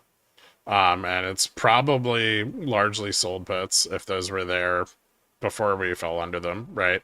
And so, those are going to be resistive on an upside move to a degree, but less resistive than a big pile of gamma would be above the gamma flip. And then if they go in the money, it's going to accelerate price action to the upside if they're crossed to the upside. And then, also here, like if you look, when they're crossed to the downside. And, you see all of that really occur, like right in this price action right here. We test it, bounce, test it again, bounce, right?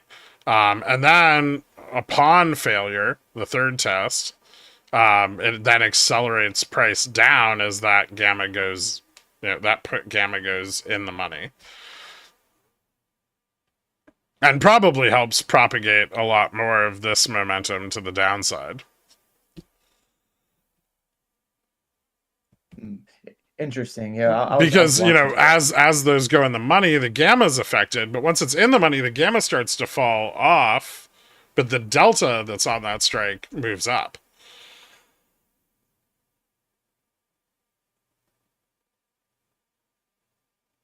Does that make sense? Sort of. I'm probably gonna have to go back and rewatch this, to be honest. No worries. Remember, gamma is always highest at spot. Like the at the money strikes. So the out of the money to the up and the downside, and the at the money strike. That's where the like moneyness influences gamma the most. But once a strike is in the money, It's more influenced by delta and less influenced by volatility and gamma. And so, like, the delta on all those puts at 5,900 that went in the money is then moving towards 1. Right? When we were above it, it's like 50 delta. But as we move below it, say there's 10,000 calls there, right? Those are going to, or 10,000 puts there, those are going to gain another 0.5 delta each times 10,000 as price moves below it and continues down, and we move towards expiry. And that's where, charm comes into play. Okay. Yeah. Oh, sorry. Go ahead. Oh, it will help a lot to read the docs and like get. I did read the docs. I probably need to read them. Did someone say read the docs? Hey, I read the docs a week and a half ago, whenever they first came out. Okay. A lot of the understanding is going to be helped as you understand how Greeks function better and better. So you get to visualize how they function with the data. Yeah. Let me know in the docs what's confusing to you if you read them. Like, I know asking you to take notes and shit is like even more work, but if you could, if something didn't make sense to you in the docs or you wish that there was more, let me know and I'll add more. Yeah, actually, all of you guys, if you could, everyone listening, if you could reach out, and if there's anything in the docs that's kind of confusing or it seems too high level, let us know and we'll try to make it easier. Yeah, I appreciate that. I'll try to do that. I will say, I think, the docs, they do a good job of explaining, this is the indicator, this is what's showing you. And what I don't quite get is, how do I interpret it correctly, across, this market condition or that market condition? And I don't know how much of the docs can reasonably cover that. But yeah, I'll read Well, now through. you're just offending me. You're just assuming that I won't be able to provide you with information that'll be helpful to you. Why don't you just tell me where your gaps are, and I'll do my best to fill it. And that sounded sexual. We'll allow it. It's for a good cause. But I'll literally one of the things that I think I'm fairly good at is trying to meet people where they are. Obviously, there's only so I can't write an example for every single person in general documentation, but I can try to, for example, I could add example sections where we could go through case studies or things like that. Like there's things that can be added and should be added eventually, but if people can kind of help point me in the direction of like where the weak points are, that gives me a place to start. Yeah, that's really cool. I'm down for that. I do need to read through it again, just for myself, and I'll make some notes about things that weren't. Yeah, I mean, I've got a few people who just DM me as they're reading through, and they're just like, "Here's the thing, here's the thing, here's the thing." That's cool. Like, just start DMing me all your notes as you're going through your stream of consciousness. Like, I'll take it in. Cool, sounds good. And you kind of touched on that. So it's sort of like, options as a strategic investment. Like each of the chapters, it gives you like a scenario of how you use that particular strategy. And yeah, that'd be kind of neat, down the road, as you expand the documentation. So Yeah. I think we'll probably discuss some of that, or at least build tools that help decide that in the future. Cool, awesome. Thanks, guys. I appreciate it. Yeah, no problem. Thanks for coming up, man. Yeah, and appreciate the help. You got it. Yeah, JFresh is a pretty good teacher. He managed to teach me my 1, 2, 3s recently. I've been struggling. I've been struggling getting to double digits, but now I've broken that barrier. I've gotten over that hump, and I'm really proud. And it's all thanks to his ability to teach. I heard you were up to 17. Is that true? The He helped me. thing about that is that Dork is now literally at the forefront of LLM technology. Poopy says, I think people look at Gex chart as a predictive tool when it's more of a premium risk management tool. Yeah, well, hopefully we'll fix that. All right, let's see. Hold on. Gamut is up. We got to go through these kind of quick because I have to eat something in 16 minutes. And if my food gets cold, I'm going to be pissed. Gamut, go ahead, man. What's up? All right. Some follow-up on what Molpit said, and I just got to give you some context regarding my questions. Okay. First off, I've had a lot of success, and the dangerous thing about this, I don't fully understand why. Well, Okay. congratulations, first off. Yeah. But and- okay, so have you read the docs? Yes. Thing is, understand basics. I couldn't even say I would understand the basics. What I understand is just enough to pick up on basic strategies, but I don't understand the relationship between all the Greeks. Okay. I guess where my question is, if we started the live page for XPX, all I've been essentially doing that has significantly improved my success rate is with my own technical analysis of support resistance line and basic trends, I use the gamma levels to determine how easily price can slide between points, and that's it. That's a pretty good strategy. Yeah, and I don't know enough to do more advanced strategies besides buying call or puts and setting stops and just kind of tracing these sliding points. Now my question is, like, throughout the day, the relative impact of this data changes. So you guys have mentioned that, towards the very end of the day, pricing gets stuck between two different gamma levels because it's too much to overcome. Yeah. Or how the flip points have different levels of significance throughout the day. And the same thing with the live Greeks. Early on, charm is kind of irrelevant, but towards the end of the day, it becomes significantly more impactful. And as those values change I don't have any context for that.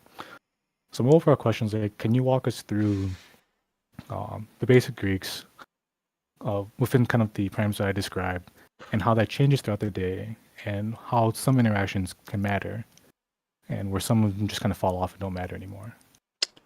All right, so all throughout the day, you have people combating for price levels. Generally outside of the money, behavior we see a lot is that, everything's kind of being sold.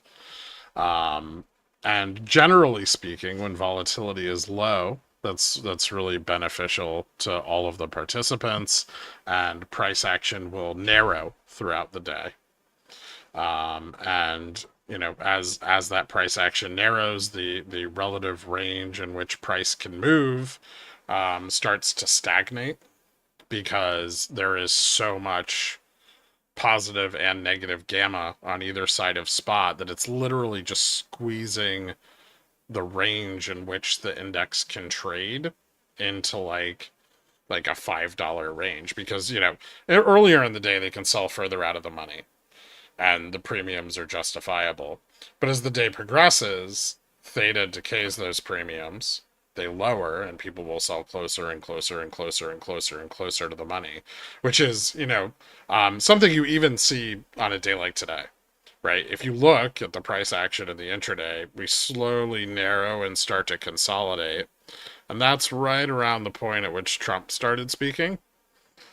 And then we had an event, right? And that event drove volatility up and drove selling, which meant that all of the sold puts to the downside that had been pressuring price up started to squeeze. So basically what happened is those started to go into the money, which means that the delta as they are approached to the gamma as they are approached to the downside increased, because as you approach a strike, the gamma on it starts to move up relative to moneyness, wherever spot is. And then, as those go in the money, the delta on them starts to move up, because they're no longer an out of the money option, they're an in the money option. And then as that delta goes up, the market maker starts selling more delta, because those puts are going in the money and they're long those puts. And they don't need that positive delta hedge anymore, so they start dumping it. And, as the day progresses, all of that in the money delta starts to move towards 1. So, an option could be in the money, but it's like, 0.75 delta, it's still got extrinsic value. That extrinsic value will go away, and then it becomes just, it just becomes intrinsic value only. As it approaches that cash settlement at close. And that's the effect of charm on those positions.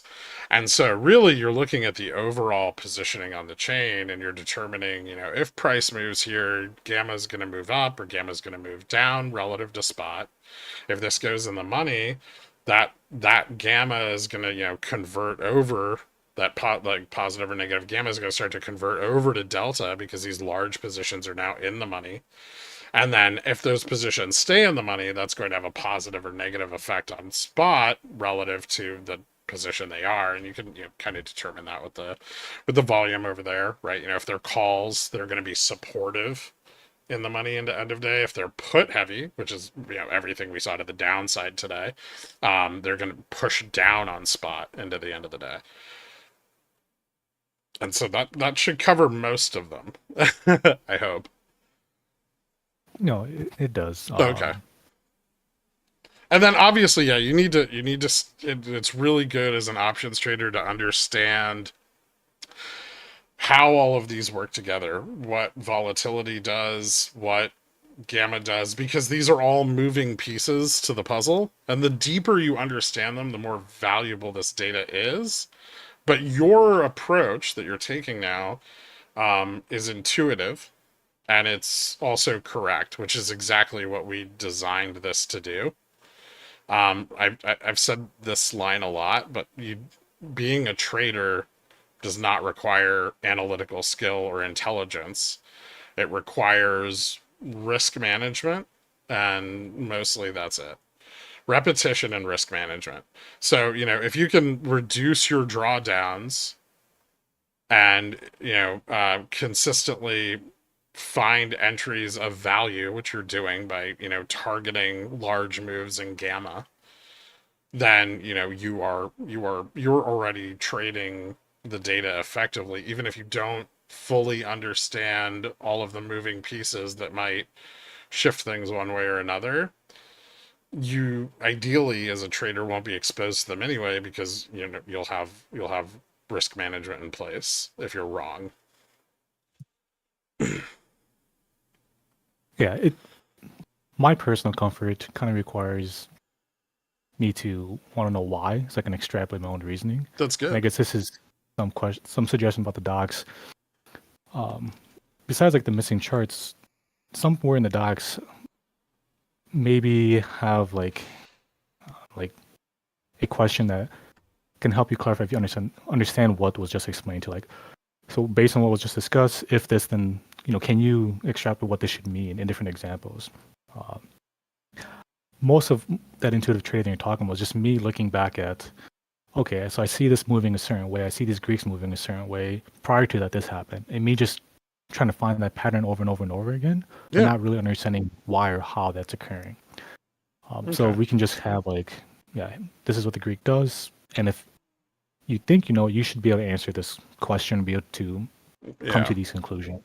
Well, I mean, we designed the software to allow you to trade very complex data that's multi-layered and multifaceted, and has, there's several derivative layers of it, right? With just intuition. I mean, that's why we've taken very complex options data, and we're translating it into something you can analyze technically, and you can look for patterns and repetition, and you can look for, how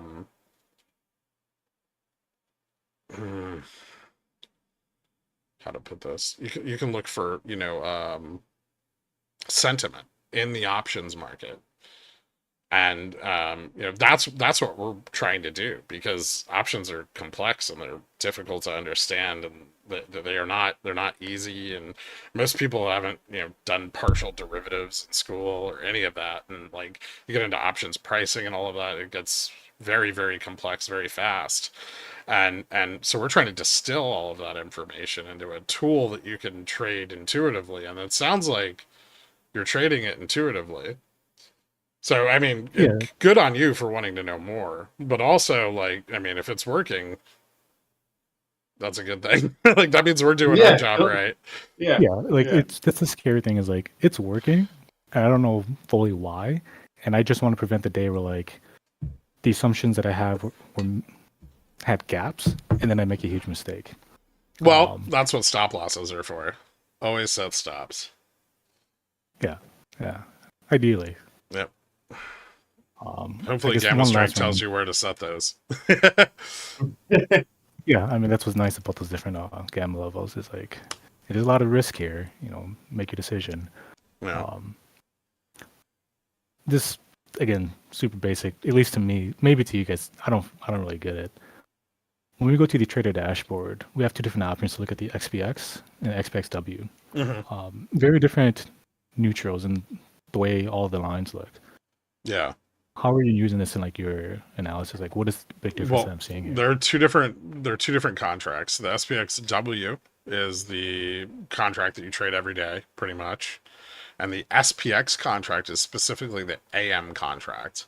The AM contracts notionally are very, very large.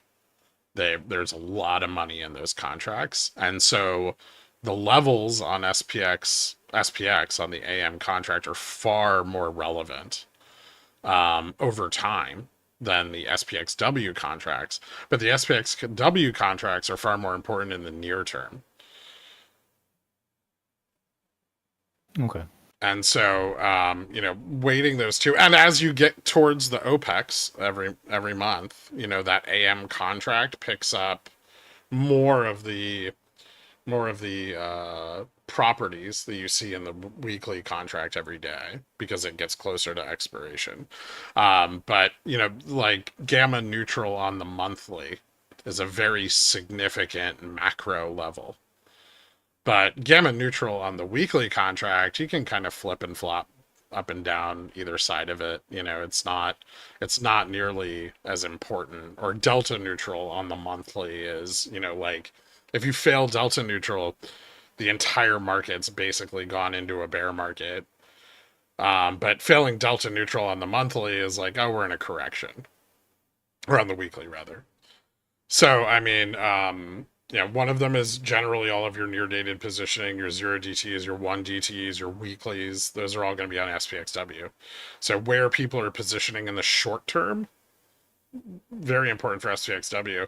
But SPX tells you where people are positioning in the long term, which is very important for, like a long-term trend. Like things are bullish over time, and it's if you're an intraday trader, you probably care a little less about it, but the levels on it are still impactful.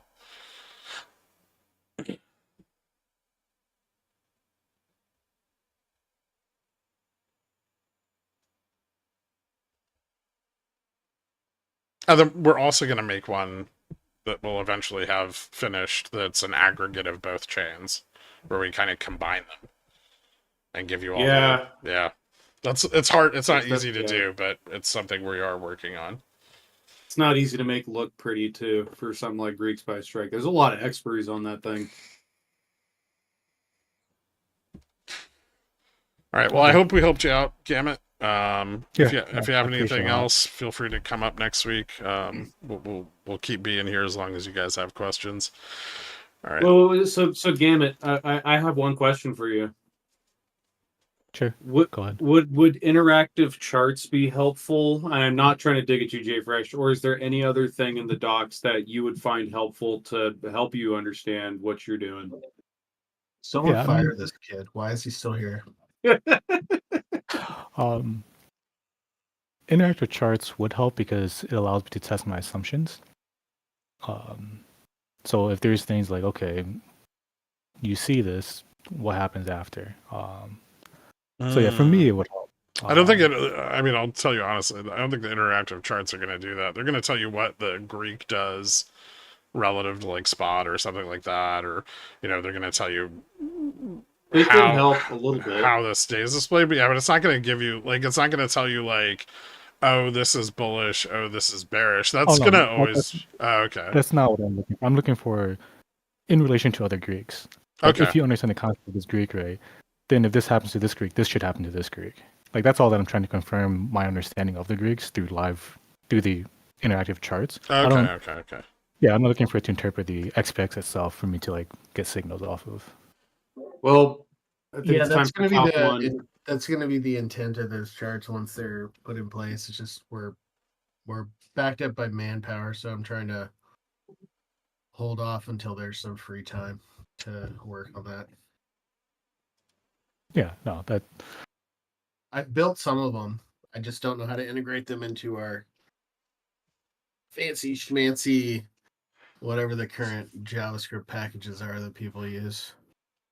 I'm still back in the days of HTML and PHP, which nobody uses anymore, I guess. Well, hopefully you'll be able to go back and watch this video. I'll save it as a VOD for later and go through that example I gave you from today. And then remember, to the upside, it's just reversed. So, that should hopefully help you understand the mechanical effect of those Greeks into the end of the day a bit better. yeah, no, thank you a lot. You got it, man. All right, we got Saber waiting here. So I'm going to bring Saber up, and then he's the last one. Thank you so much for coming up and asking questions, Gamut. I appreciate it, man. Hello. Hey, what's up, dude? What's going on? Not much. So, my question kind of builds up on the last two questions these guys had.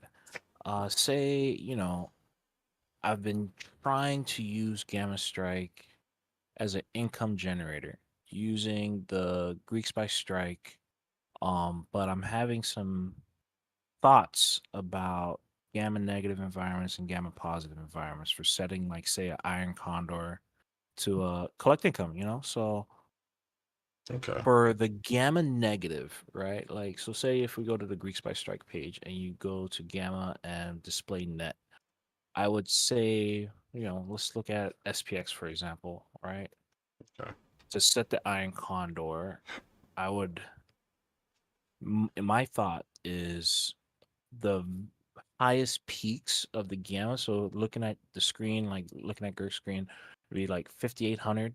I would, if price comes and touches that, I would try selling my put credit spread there. Mhm. And the upside would be looking at the chart, like probably 5,950, 5,900, around that.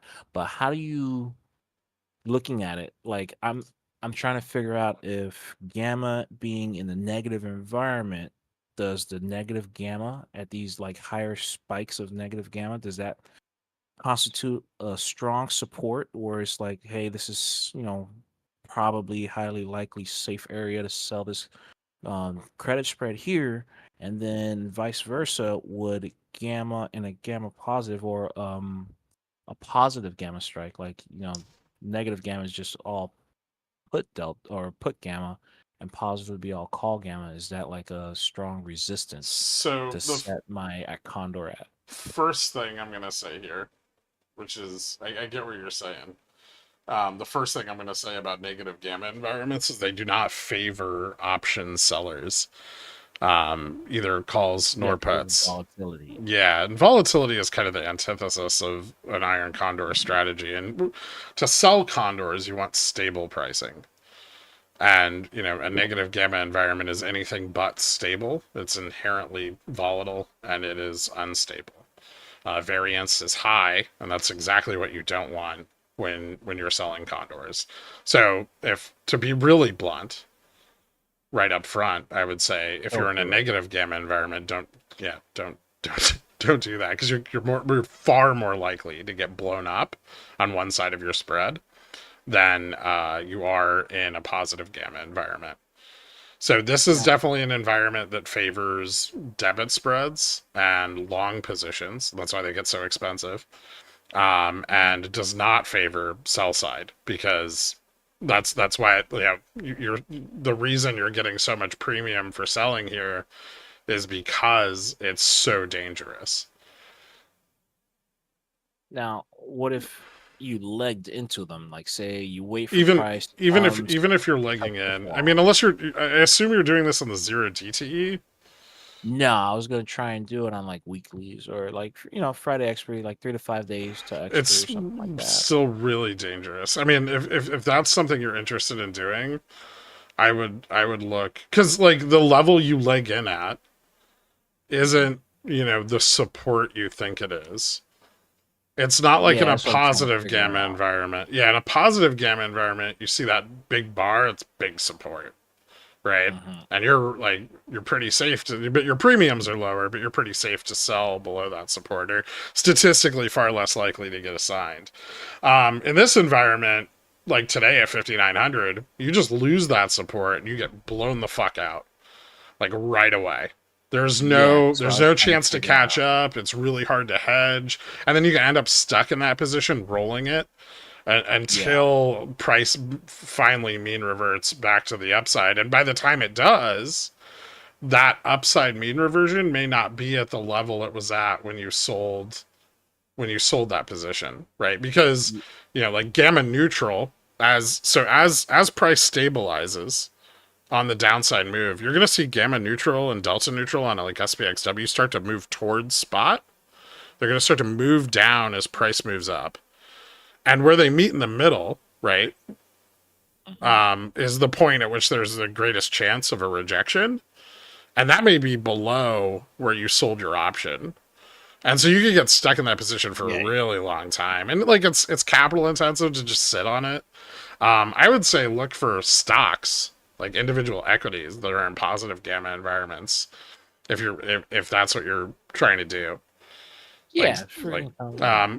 indexes are really, really tricky for selling vol on. You've got to be quite good at it, and you've got to be really careful.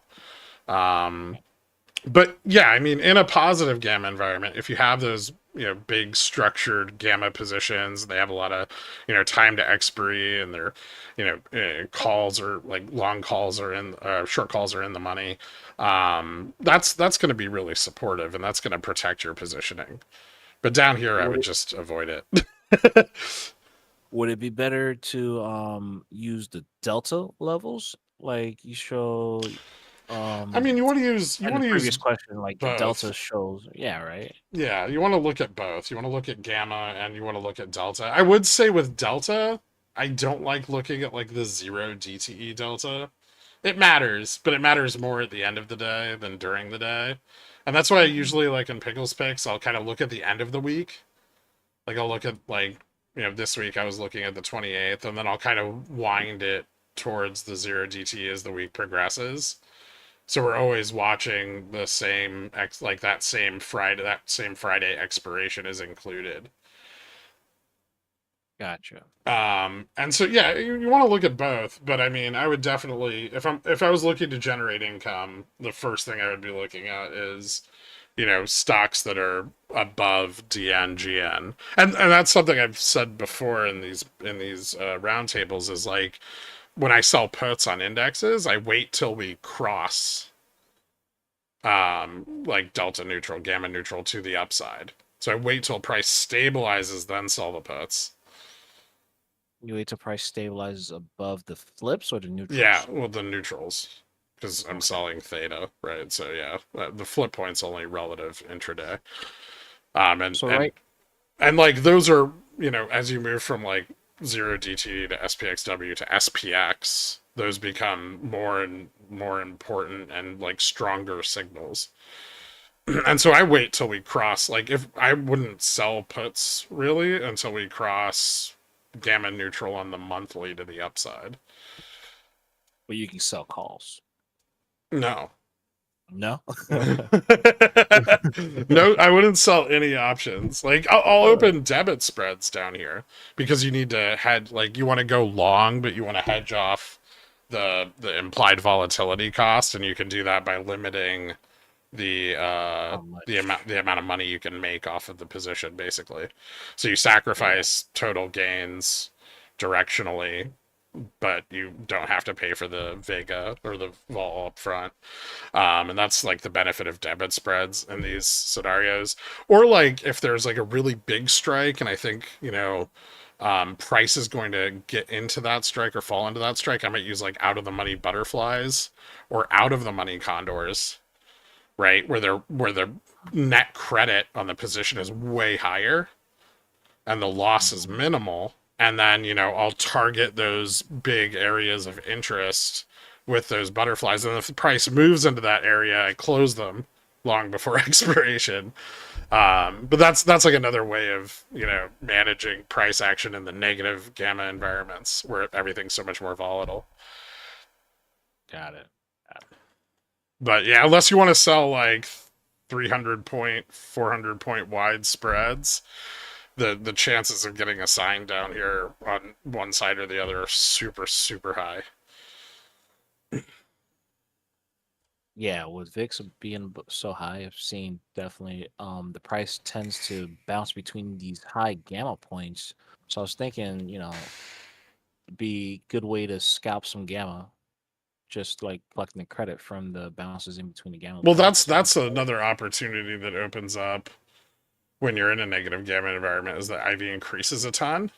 And so you can buy much further out of the money calls and puts and scalp those, like Dork does this all the time, and scalp those increases in gamma as price moves.